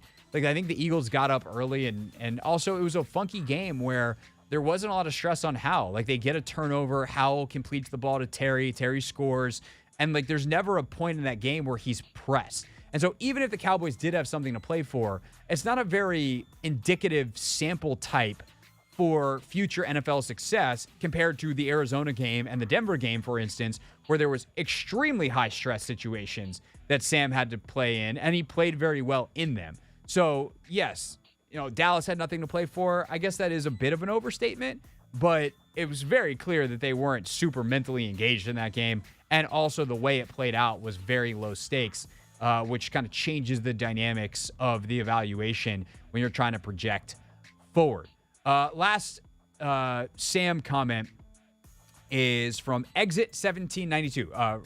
Pretty funny that our last comment on this topic is from someone named Exit, but at Exit 1792 says, I don't really like how you're dismissive of him being premier or great or Hall of Fame. Not saying he can or can't, but we should all be optimistic and absolutely hope for the best. Anthony, I'm gonna give you another shot here. You know what I said to this comment? To we should be optimistic. What did I say to that one? We should be optimistic. No, I said who's we? Which I thought was a pretty good snappy response. Yeah. Because my job isn't to be an optimist. And whether I'm optimistic or pessimistic does not impact Sam Howell's performance at all. My job is to call it like I see it. And I have covered this league now for the better part of a decade. And I see what happens as defensive coordinators get tape, and you have to continue doing it against tougher opponents and certain matchups or coverage structures. Some quarterbacks are really good against two high safeties. Some are good against single high. Some are good against man. Some are good against zone. Certain fronts might bother certain quarterbacks in a certain way. There's just a lot of factors here, and the dude has started 3 games. So I'm not saying that he can't be that. I'm just merely playing the odds because, Anthony, if you had to bet your entire life savings on Sam Howell being a Hall of Famer or not, which one would you bet on? Him not being a Hall of Famer? Of course, because it's really hard to make the Hall of Fame. The list of guys that enter the league and then go to the Hall of Fame is that big. It is not just the best of the best, it's the best of the best of the best. You can make a couple All-Pros and a couple of Pro Bowls, and you don't wind up in the Hall of Fame. The the Pro Football Hall of Fame is the hardest Hall of Fame to get into. So me saying hey, y'all, some of y'all can relax. It's not like he's going to be a Hall of Famer. Shoot, maybe he will be. Maybe Sam Howell will wind up in the Hall of Fame, and they'll play this clip in his Hall of Fame, week leading up to, and they'll be like, oh, the people doubted him, and I'll be the goober in the box talking into a microphone about how Sam Howell's not going to be a Hall of Famer. That's not a judge of his talent. That is a judge of math and ratios to say that it is unlikely he will achieve that level, because of course it's unlikely that he's going to reach that level. And if he does, incredible. He's got a ton of traits that suggest he has a chance to be excellent. But that doesn't make for as clean of a clip in his future Hall of Fame video. So future people 30 years from now, put this bleeping part into the clip. It's not where I thought that would end, Anthony, but this is where we are. You don't want to talk to the future people? I'd rather not. Okay. You're just going to sit there in your box quietly? Yes, sir. All right. We'll dismiss you then. All right. Anthony will be back next time I need him. Goodbye, Anthony. All right. Michael Phillips was on the show on Monday. He's on every single Monday at 5 p.m. for Not My Beat. Of course, you can check him out on the on 910 The Fan down in Richmond, which you can listen to on the free Odyssey app. And we talked about Eric Bieniemy, and Michael had said during the interview that he thinks that Eric Bieniemy has already proven exactly why he was brought to Washington. And this is, again, from the Washington side. We got a couple of comments saying, how dare you disrespect him? He should have never needed this. It's that's not what we're saying. We're saying that Washington looked out, saw the candidates, and was like, give me that dude. Please come here and fix us. And we have that has been successful from the Washington side. But Renji26 says, in terms of, hey, EB might be successful and then leave for a head coaching job, that doesn't make sense. Are you guys saying you're okay with him leaving and living up to his potential on another team? I am not in favor of that. To be incredibly clear, I don't want to be flippant about Ron Rivera's job, but if I am Josh Harris and at the end of the year, Eric Bieniemy comes to me and says, I have a head coaching offer in insert team here.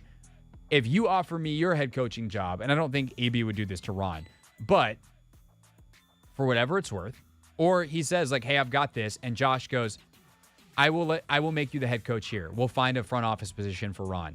I do not want to lose you. I will match the money. I will actually give you more money to stay here and be the head coach. If I am Josh Harris, I do that. My only fear is that he's going to say no, and then that is super awkward with Ron Rivera. And if they've both done enough that I still want them, like, that could get a little bit awkward.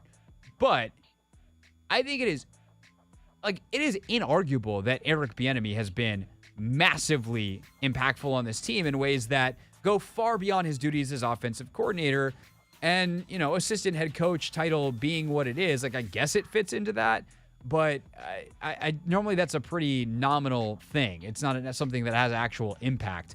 But Eric completely remade their offseason. Like, he's the one who got them into the position that they are now. And yes, Jack's doing a great job schematically on the defensive side, but his team is in better shape, or his unit is in better shape because they had to practice at Eric Bieniemy's tempo.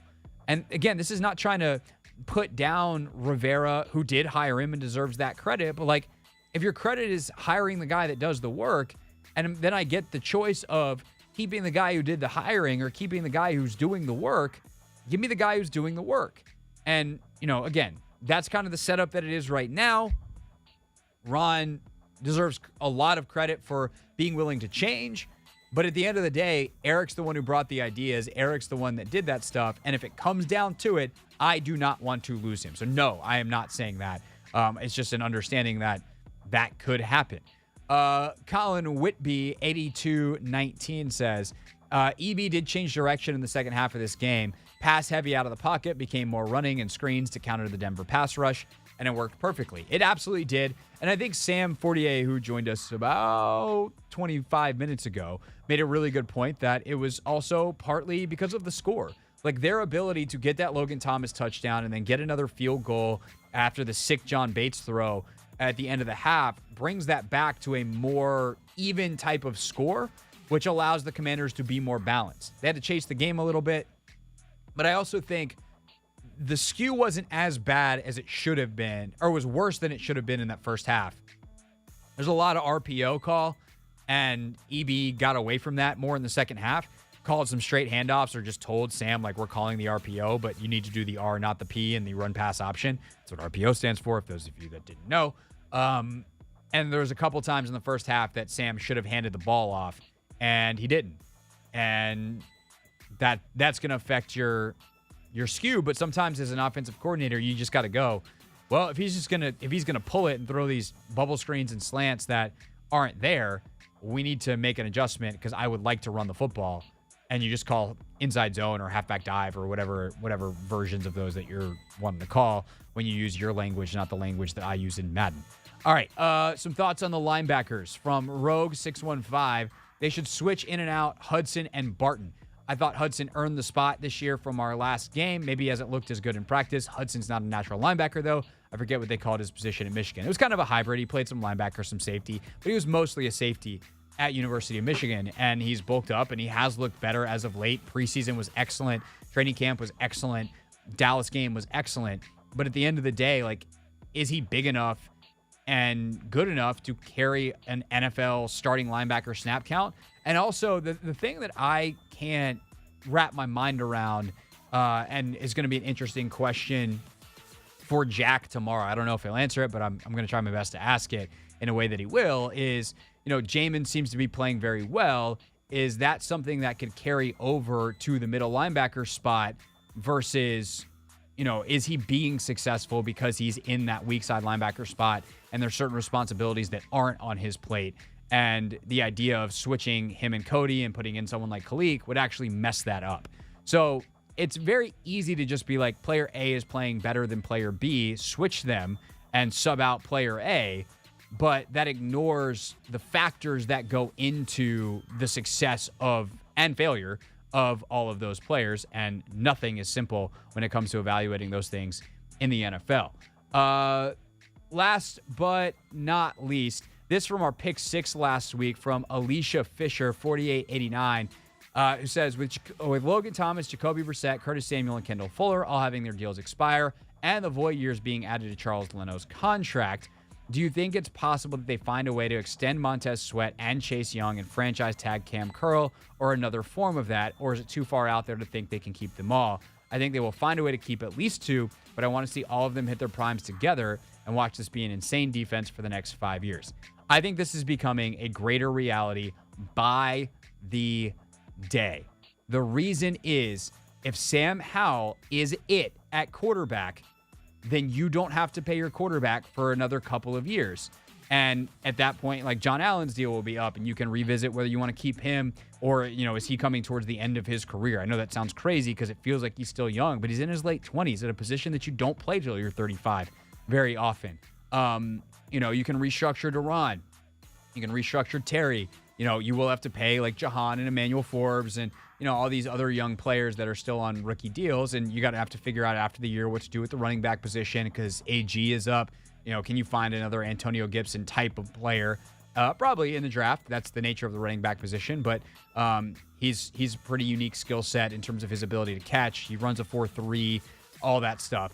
So long story short, not having to pay a quarterback for a long time would help immensely in that. And I do think that Sweat, my guess is still that Sweat and Curl get long-term deals. And if they can get that done quickly, or even one of them this season, especially if it's Sweat, that opens up the door to franchise tag Chase and then kick that down the road another year. So, yes, is the short term or the shortest answer to that. It is possible. Is that the best use of resources? I don't know. But if this defense is dominant this year, I would definitely think that it's not the worst use of resources either. It's the Hoffman Show. We're on the Team 980 each and every day, 4 to 7 p.m. We stream live on YouTube and on the free Odyssey app. And then we post the best of the show on demand for you on YouTube at the Team 980 and at Craig Hoffman. You leave comments there, and then we read the best ones here every Wednesday at 5:30. That is Never Read the Comments. We get back, take command. Logan Paulson with thoughts on whether the preseason and how the Commanders handled it have helped them start hot this season. That's next on the Hoffman Show.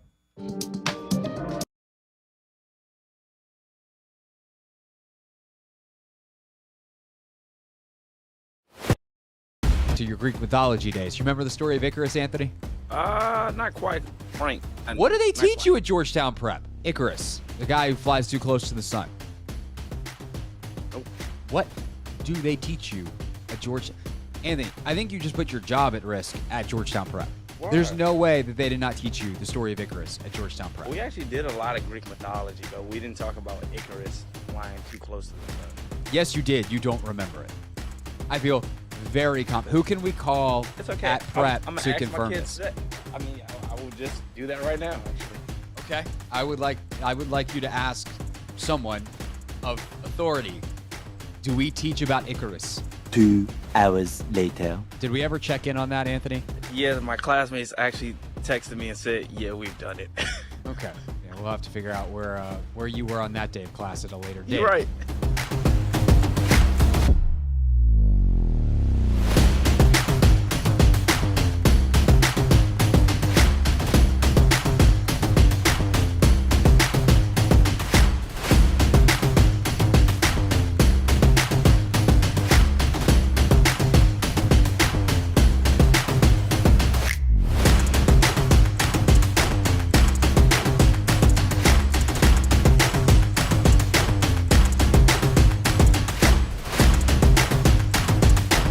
Last night, Aryna Sabalenka makes the U.S. Open final, the Belarusian player, and here's how it sounded on Belarusian television. Арина Сабаленко! Ваму!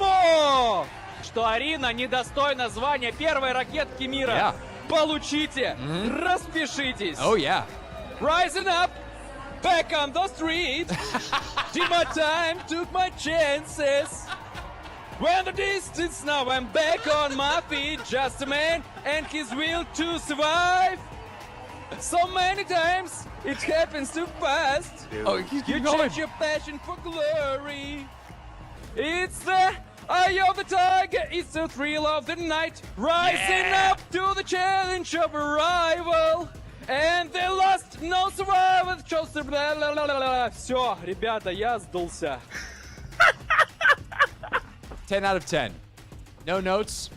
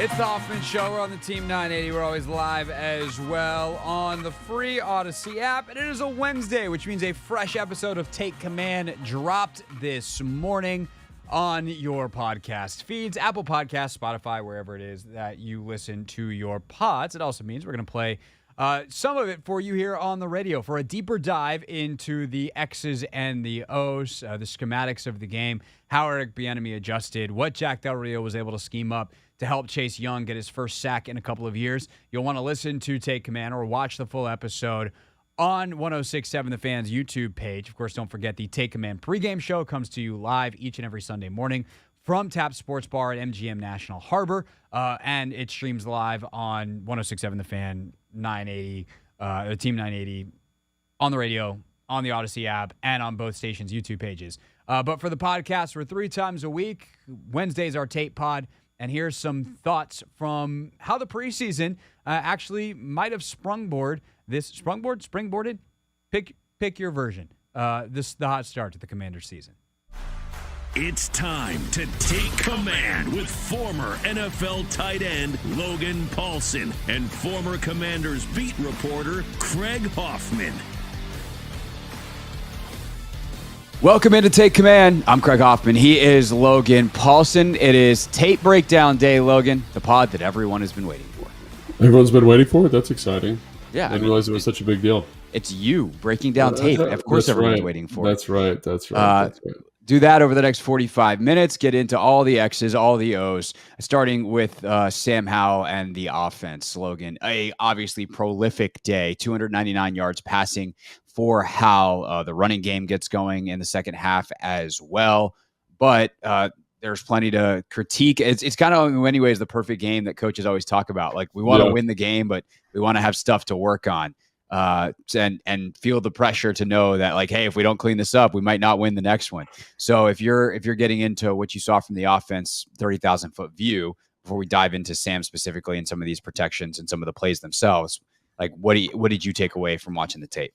Yeah, 30,000 foot view. I think again, with stuff we talked about on the pod right after the game, like, it's just how resilient the team was and the character of the team and their ability to kind of switch the tide there. 21-3 is a tough look. You get that fumble by Jamin. Then you get a drive that's not the most pretty drive in the world. It's a little bit of a slogfest. Screen to Cole Turner ends up being almost a first down. They get the first down on a run by B-Rob, and they run that jet sweep to Curtis. Like that, again, it's like a little bit of kind of, we're getting into the deep bag of trips. Then on fourth down, they get that amazing play to Logan Thomas when that hit. And you're just like, wow, that the turnover to that awesome character by the team, right? Then you come back out, the defense goes 3 and out. Then you get a drive, and one of the best throws I've seen in a long time from anyone within this organization, that throw to Bates on that cover 2 shot. Like, oh my gosh, on a 3rd and 13 to kick a field goal, and all of a sudden it's 14-21 coming out of half. You get a stop by Daron Payne, 3 and out. I mean, I say Daron Payne, it's the defense, but Daron Payne. You got to stop by Daron Payne. We were joking yesterday on the show. Michael Phillips was on with us, and literally, I was like, Michael, you and I could have played safety for Cam Curl and Derek Forrest, and that series would not have been any different. Right. And so then a great job by him. And again, you just like the big moments with big players stepping up in those moments. And then that next offensive drive is the Terry touchdown. And you're just like, holy cow. Like, it literally was, there was no time in between. It was like, we got the fumble by Jamin. That drive we score. 2-minute drive. Like, it was like they had 55 seconds or something like that. They get points. 3 and out, points. And it's just like that is something I can't articulate how hard that is to do offensively, given the environment, given the conditions, given how that defense and the offense was playing in the first half. And then for them just to say, like, no, we're not going to do this anymore. Like when I was in Atlanta, man, we were a pretty good football team, but there was a lot of times where we would just get taken behind the woodshed early. And it's so hard to overcome those moments. It's so challenging. Guys would make plays, something would happen, and then you'd sidetrack yourself, and I look at the 2-minute drive, there's a holding call, right? That gets them to third, and it's 1st and 20, right? They get like a completion to Terry. It's 2nd and 11 or 2nd and something. 2nd and 15, they got a little run, little dump off to Curtis, and then it's 3rd and 13. They get that, like, to just handle those moments and overcome the adversity of those moments. It it was incredible. You know, it was like literally incredible to watch that. And it's just something that, like we talked about in the post game, like I haven't seen it here for a long time. In my 10 years of playing, I didn't see it very often. And when you watch week to week, you don't see it very often. So just kudos, like that's my 1,000-foot view. Like that is a different type of character for this team. And it's something that as a fan, as a coach, as a member of the organization, you can build off of and say like, we are different than we've been in the past. And hopefully that continues is my 30,000-foot view. Yeah, I think the other thing that almost is forgotten in this game is how it could have turned back and Washington held on. Obviously, you get the Hail Mary at the end. But there's the start of the second half in 3-and-out Deron Payne series, right? Touchdown, sweet. Interception by Emmanuel Forbes. They're rolling. Yeah. Well, then they are in great field position, and then Sam takes a bad sack and screws it up. Ron decides to kick the 59-yard field goal, which is a terrible decision. Based off the game flow. It's not indefensible in that you're at altitude and Joey Sly's leg is the size of a house. Right. But it is, I don't think it was the correct move. I thought it at the time. I have obviously seen the result. No different feelings now. Sure. And so Denver gets a field goal. The response from Washington is touchdown, 3-and-out, touchdown. Yeah. And then they make Denver take 15 plays when they're down double digits to get a field goal. Yeah. Like that is how you respond. And had you not had a Hail Mary at the end, like it is a clean, easy win from there when it very much could have switched, in terms of the momentum on that missed field goal. Missed field goals are the kinds of momentum swinging plays that you see all the time in the NFL. Instead, Washington comes right back down, marches it into the end zone. All right. We get into Sam Howell's day. How do you look at what he did and the good, the bad, if there was any ugly, the ugly? I mean, like with anything, there's some good, some bad, and it's a scale of gray, right? Yeah. There's never anything that's extremely good. So like, let's talk about. I think there's a lot of fans that are like, oh, the offensive line's terrible. They can't protect Sam. Sam, is drawing some of that.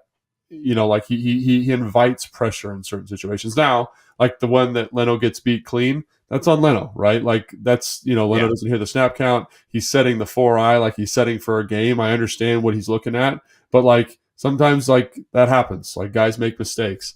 But on the whole, I would say that there are times where Sam is holding the football way too long. He's inviting pressure. Now, I will say within those repetitions, there's opportunities where I think the receivers could be a little bit more urgent in terms of winning, right? There's one where Jahan's running a choice route. He kind of skip releases. He's really taking his time. Like, just accelerate that process a little bit. You know what I mean? Like, make it super clean for Sam that he can say no right away.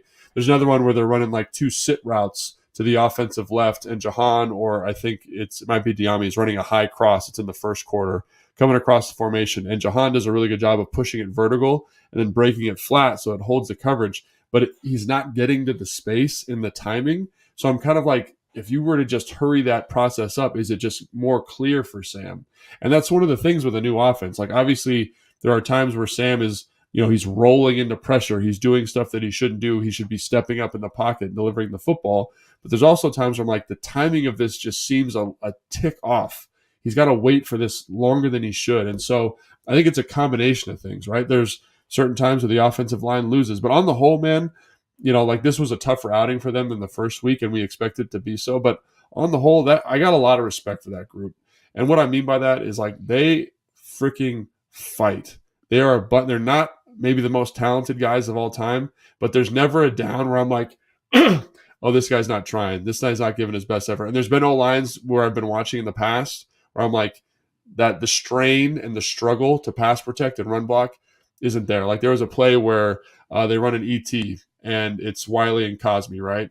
And Cosme is a little bit late passing off to Wiley, and the end comes around. It looks like he's going to be free to the quarterback. Cosme is diving, full parallel to the ground, diving to get hands on that spinner, pushes him past the quarterback, and Sam's able to scramble for 10 yards. And you're just like, those are dudes that football is important to. They're fighting their tails off. Cosme and Sadiq are on Brian Robinson's screen. They're like literally 35 yards down the football field blocking people. Like, by the way, on that one, B-Rob, slow down a second, bro. Yeah, just let your boys. Let your guys. They ran all that way, and if you let them hit someone, you probably score. Right. I know you're scared of getting caught from behind, but buddy, you're right there. Yeah. 35-yard gain could have been whatever was left to the end zone. And we'll talk about those screens more in a minute, obviously, in more detail. But that's how I feel about the O-line. Like there's gonna be times like where like the Leno thing, you get beat by Nick Benito, right? You get beat, and that's gonna happen. Even week 1, you get beat by Gardak on the spin move if you're Wiley. Like those things are gonna happen. But what I am really excited to see is that they're not happening at the rate that I thought they were gonna happen.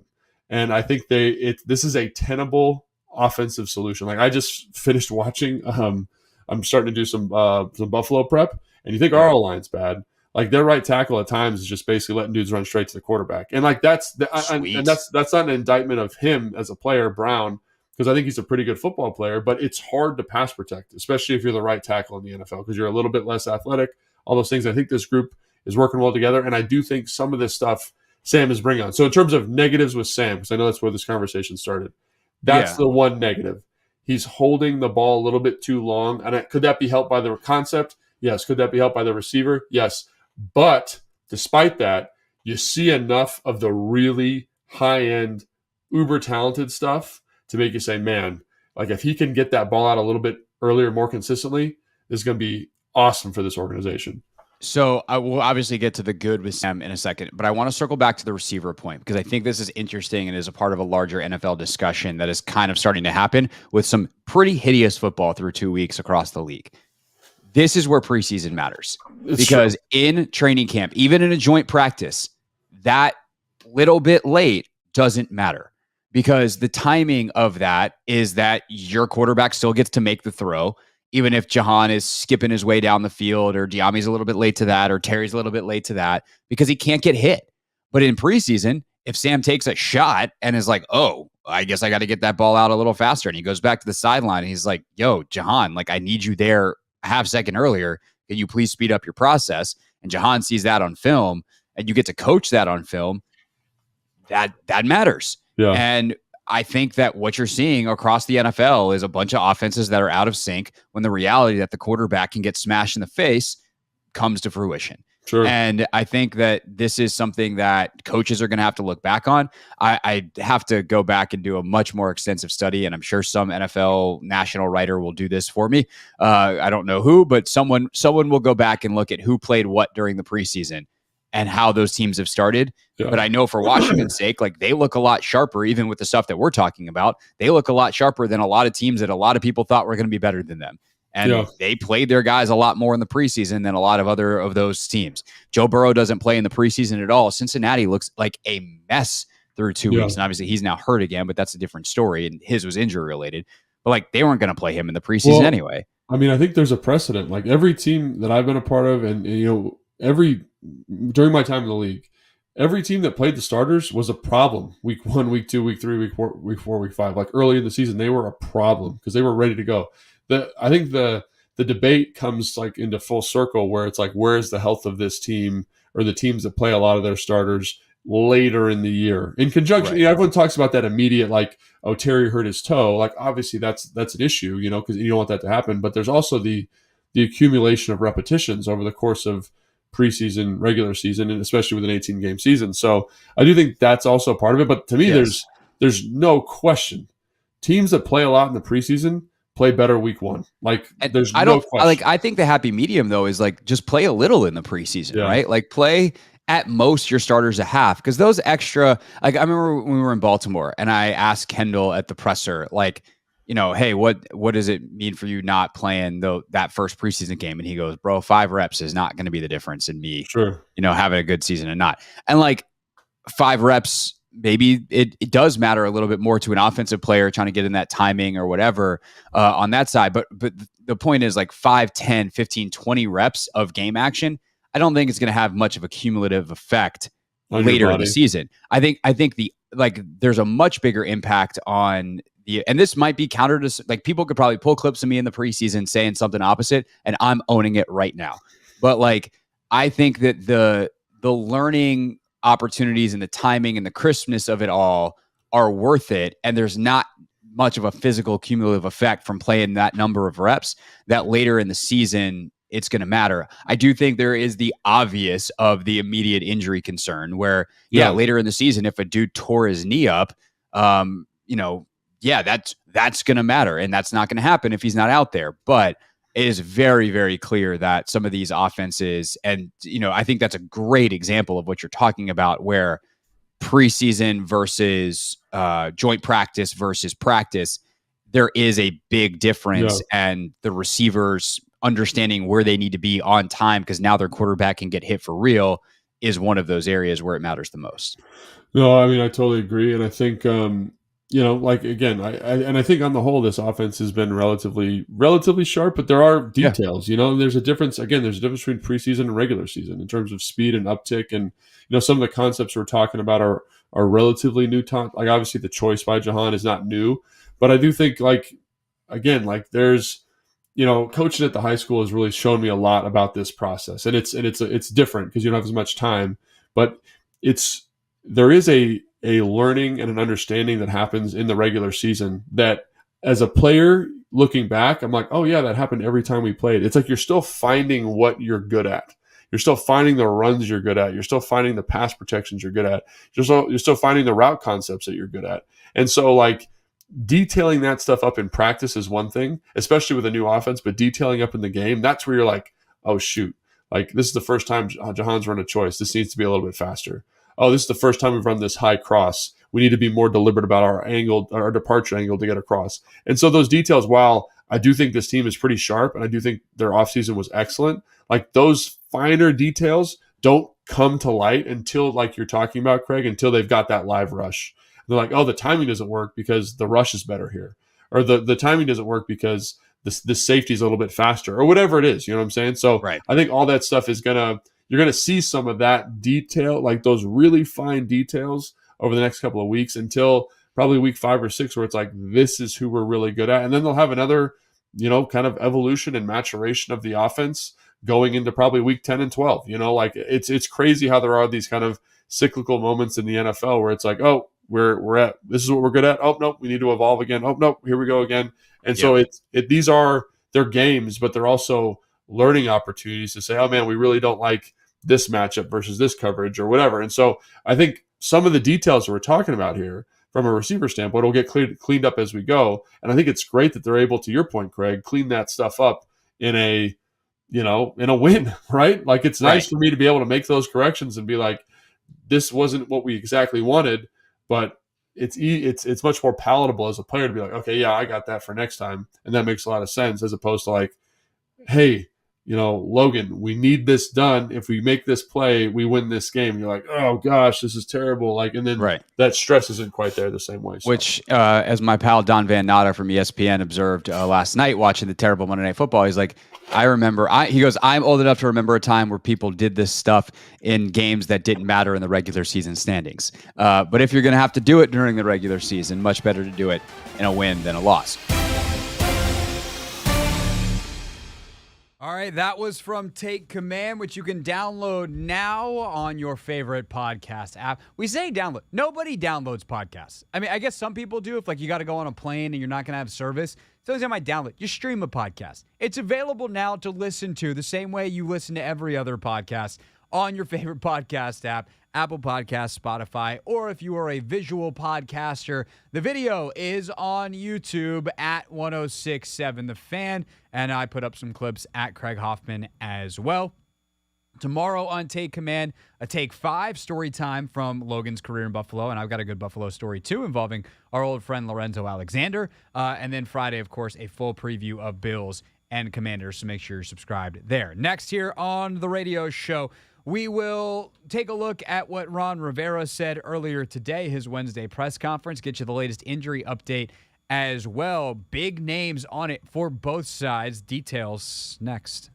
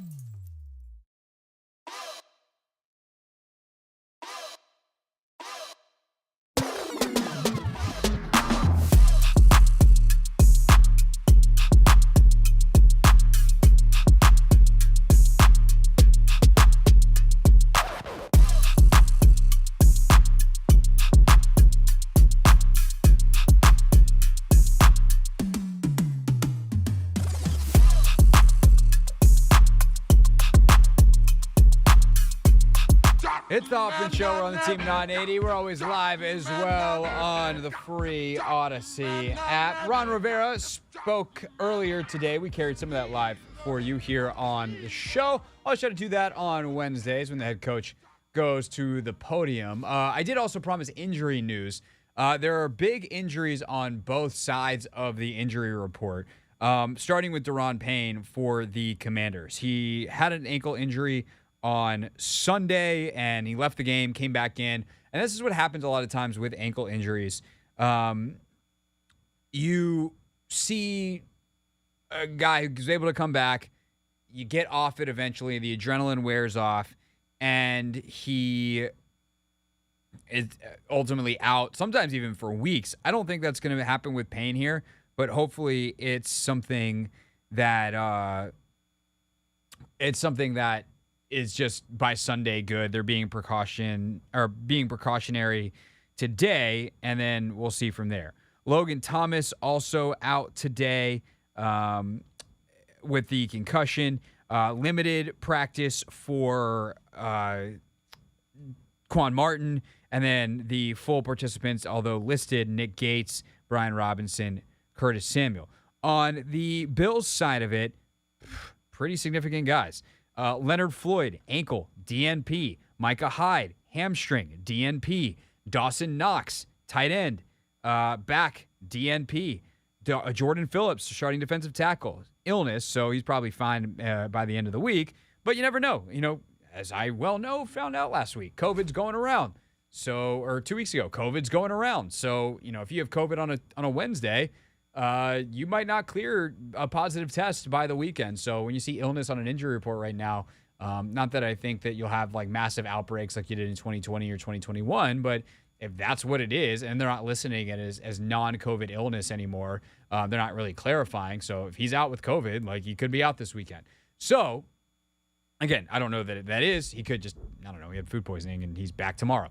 So we'll keep an eye on that. But still, Hyde, Knox, and Leonard Floyd out would be a big, big deal for this Buffalo team. That said, it is undoubtedly still a massive test for Ron Rivera and the Commanders. Are you going as far, Ron, to call it a measuring stick game?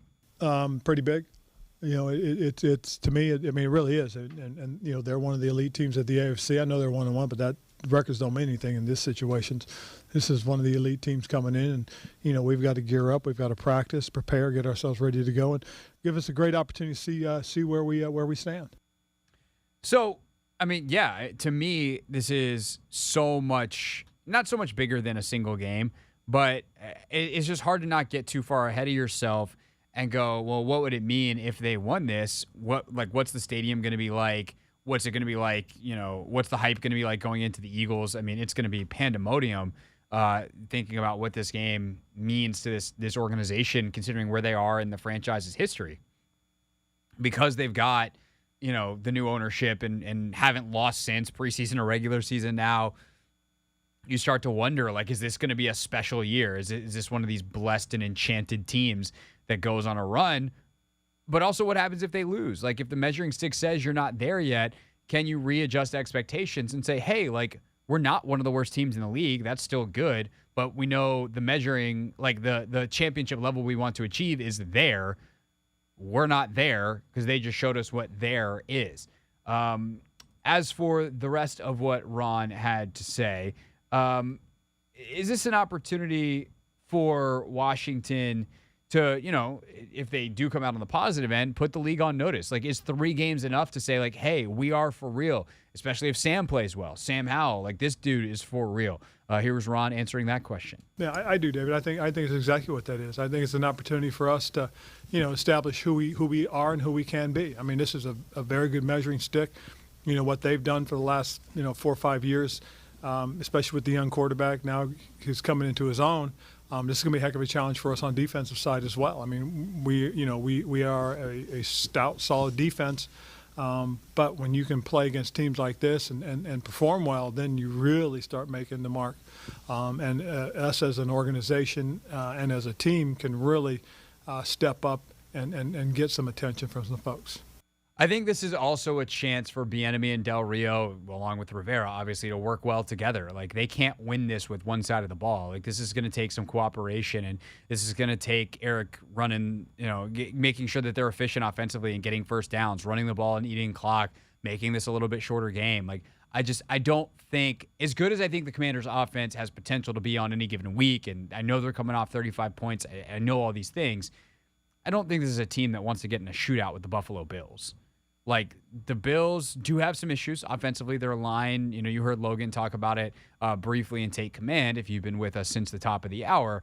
And if not, go check out the podcast and make sure you check us out over the next couple of days with a fuller Buffalo preview. But, like, they've got some offensive linemen that probably are sweating having to go up against whichever first-round pick they're going to be across from this weekend and are hoping, secretly that they'll say that they want the competition, but they don't want the Daron Payne smoke. Or they're, hey, come on, Daron Payne, play, but please don't be as good as you were last week against Denver, especially in those sequences that we all know he dominated dominated in. So I think that this is a great test, and if you pass it, then yes, you have to be taken seriously. You beat Buffalo, you are serious, and especially if it doesn't happen in some weird, fluky way. Like, if you go toe-to-toe and you're in the heavyweight fight and you land some punches, nevertheless, if you get the knockout or even if you win on points, directly that's what would happen because that's how football games work. You win on points, like, you won the fight, and you have to be taken seriously. It's not like Buffalo, you get a belt for it. This isn't a championship match. Championship bout, but it is a great chance to see, are you really up to snuff, or did you beat two bad teams by not that many points, and that's really the neighborhood you belong closer to. It's another week of familiar foes or familiar faces for Ron Rivera. Obviously, last week faced a longtime opponent in Sean Payton. EB had the Vance Joseph connection. This week, it is Sean McDermott, who's not just the head coach now, but the play caller defensively for the Bills.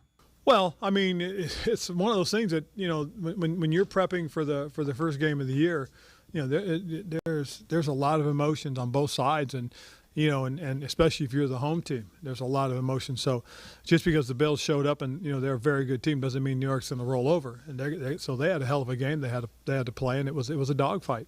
But you saw more so than anything else now was then the Bills got a chance to open at home.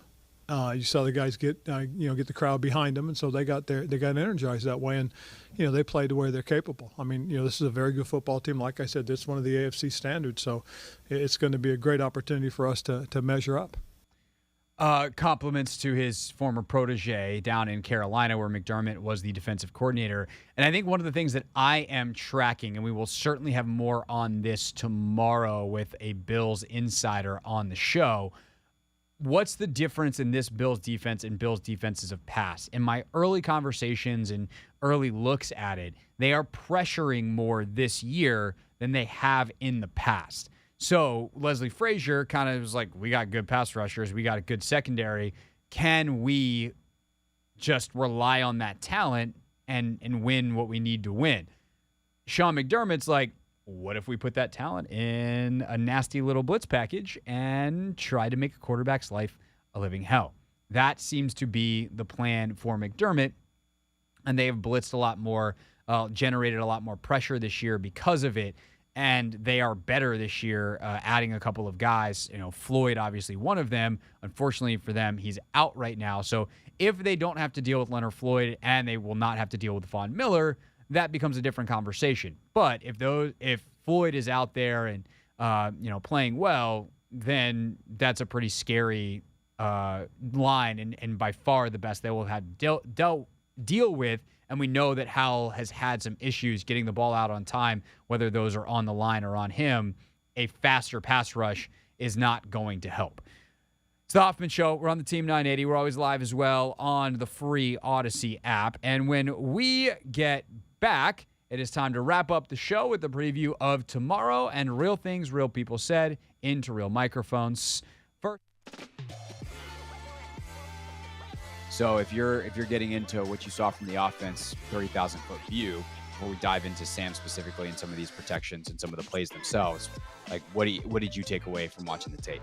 Yeah, 30,000-foot view. I think again with stuff we talked about on the pod right after the game, like it's just how resilient the team was and the character of the team and their ability to kind of switch the tide there. 21-3 is a tough look. You get that fumble by Jamin, then you get a drive that's not the most pretty drive in the world. It's a little bit of a slogfest. Screen to Cole Turner ends up being almost a first down. They get the first down on a run by B-Rob, and they run that jet sweep to Curtis. Like that, again, it's like a little bit of kind of we're getting into the deep bag of trips. Then on fourth down, they get that amazing play to Logan Thomas and that hit. And you're just like, wow, that the turnover to that awesome character by the team, right? Then you come back out, the defense goes 3 and out. Then you get a drive and one of the best throws I've seen in a long time from anyone within this organization, that throw to Bates on that cover 2 shot. Like, oh my gosh, on a 3rd and 13 to kick a field goal, and all of a sudden it's 14-21 coming out of half.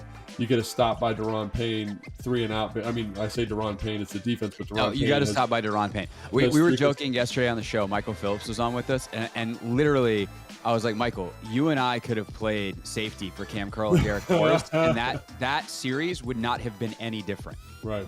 And so then great job by him. And again, you just like big moments, the big players stepping up in those moments. And then that next offensive drive is the Terry touchdown. And you're just like, holy cow. Like there was no time in between. It was like, we got the fumble by Jamin. That drive we score. 2-minute drive. Like it was like they had 55 seconds or something like that. They get points. 3 and out, points. And it's just like that is something I can't articulate how hard that is to do offensively, given the environment, given the conditions, given how that defense and the offense was playing in the first half, and then for them just to say like, no, we're not going to do this anymore.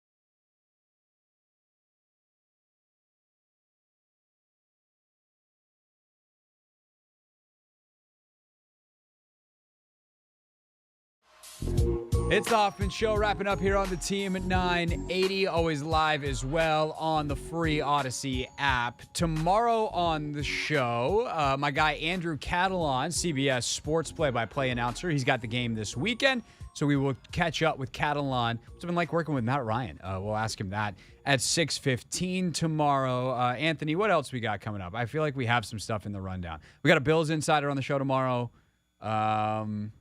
What else on a Thursday? We'll have Take 5. Take 5, yeah. Stories from Buffalo. Anything else? Anything else standing out immediately? Not immediately. It's going to be a good show. It's football season. We do good shows. The coordinators speak. Oh, that's right. EB speaking. We're going to practice tomorrow. Yeah. I don't know that we'll have a pick 6 because we don't get to watch practice anymore. But we'll be there.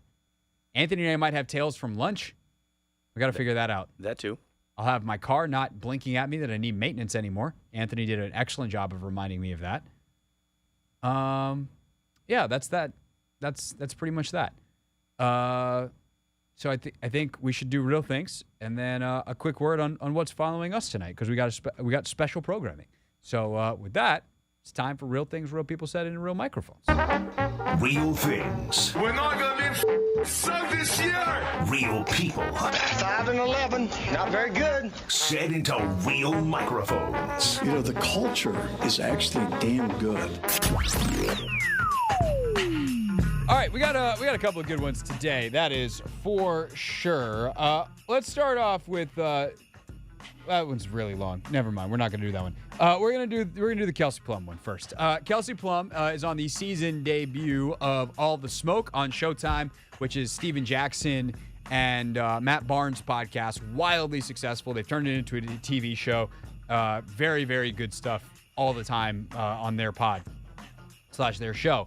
And Kelsey Plum, of course, WNBA All-Star point guard for the Las Vegas Aces, who are your title favorites, was on the show and talked about trash talk in the W versus the NBA. I know you guys will be surprised, but I only talk when someone talks to me first. I was the same way. He would just talk to That's talk. hard to believe. Really? Yeah, that's hard to believe. I mean, if I get going, I get going. But to me, I feel like people feel insecure. When you have like a strong Black woman that's confident in herself and knows what she's talking about, Talking and about she's Angel Reese just saying what she feels, I think a lot of people were like, whoa, like, how do I feel about this? I think it's the same way with women in general. A lot of times, you should see some of the things that people say on W games. I don't even know if they would ever mic us up, but it's like we talk like y'all talk. Right. There's no difference. It might even be cattier. Facts. It's probably more personal too. Nah, I was just about to say that women cut deep. They cut deep. They cut deep. They cut deep. They get straight to it. Yeah, they get straight to it. Hey, shout out to my ex-wife. God damn. They get straight to it, boy. I threw y'all off. I didn't mean to do that. Yeah, they just get straight to it. There's pain. Trauma. Matt Barnes was like, well, you ain't never lied.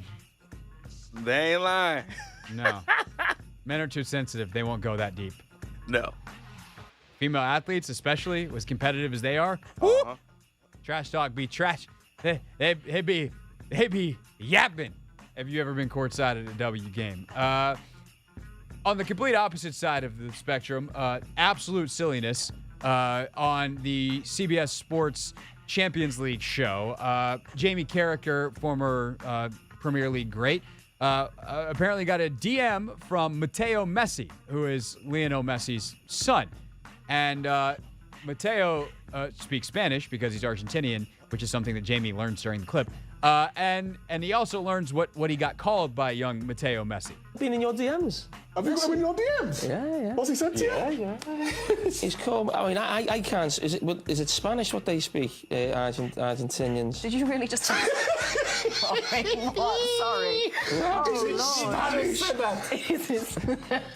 No, but I'm just gonna say what the word he called me. I don't understand.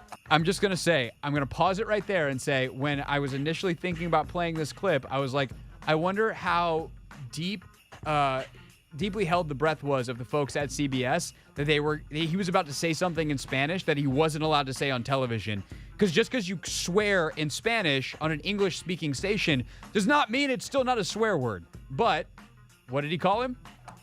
A burro. Oh, a what? Burro? Burro. Burro. Burro. You call me a burro. What does that mean? Donkey. Donkey. Thank you. Un burro. Burro. Hey, leave my dad alone, you donkey. I've never really been good at rolling my R's, but that was okay. Burro. Burro. Burro. Yeah. Rhymes with churro. Very different. I learned that at Georgetown Prep. Hey, you did. We're not going down. We don't have time to go down that rabbit hole today. What do they teach you at Georgetown Prep? Deep cut. That's why you got to listen to the show every day as much as you possibly can. Podcast on demand on YouTube, however you got to consume it. We got ways for you. Listen to the show so you get all the inside jokes. So that's Real Things. We're going to end it there. And a quick word about what is coming up next here on this radio station and all of our Odyssey stations nationwide. It is an incredibly important initiative that we have here at the company called I'm Listening. It is a mental health special. And, is it the most exciting or lighthearted way to get the rest of your ride home? Absolutely not. And in that way, I fully understand if you want to flip on a podcast or whatever it is. If you do, let's flip on Take Command. Why don't you?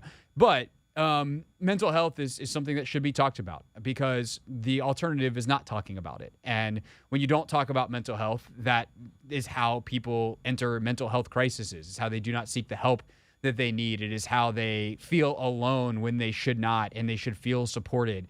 And talking about it reduces the stigma, which means that someone who needs help will eventually step up and say, hey, I need help, because they will not fear the judgment. They will not fear the negativity of what it means to ask for mental health, because at the end of the day, it's health. You would never ask or feel shame for asking for a Band-Aid for a cut or for going to a doctor for a leg injury. So mental health is health. And with that, up next, I'm Listening from Odyssey. The Team 980. So, what's the asking price on this house?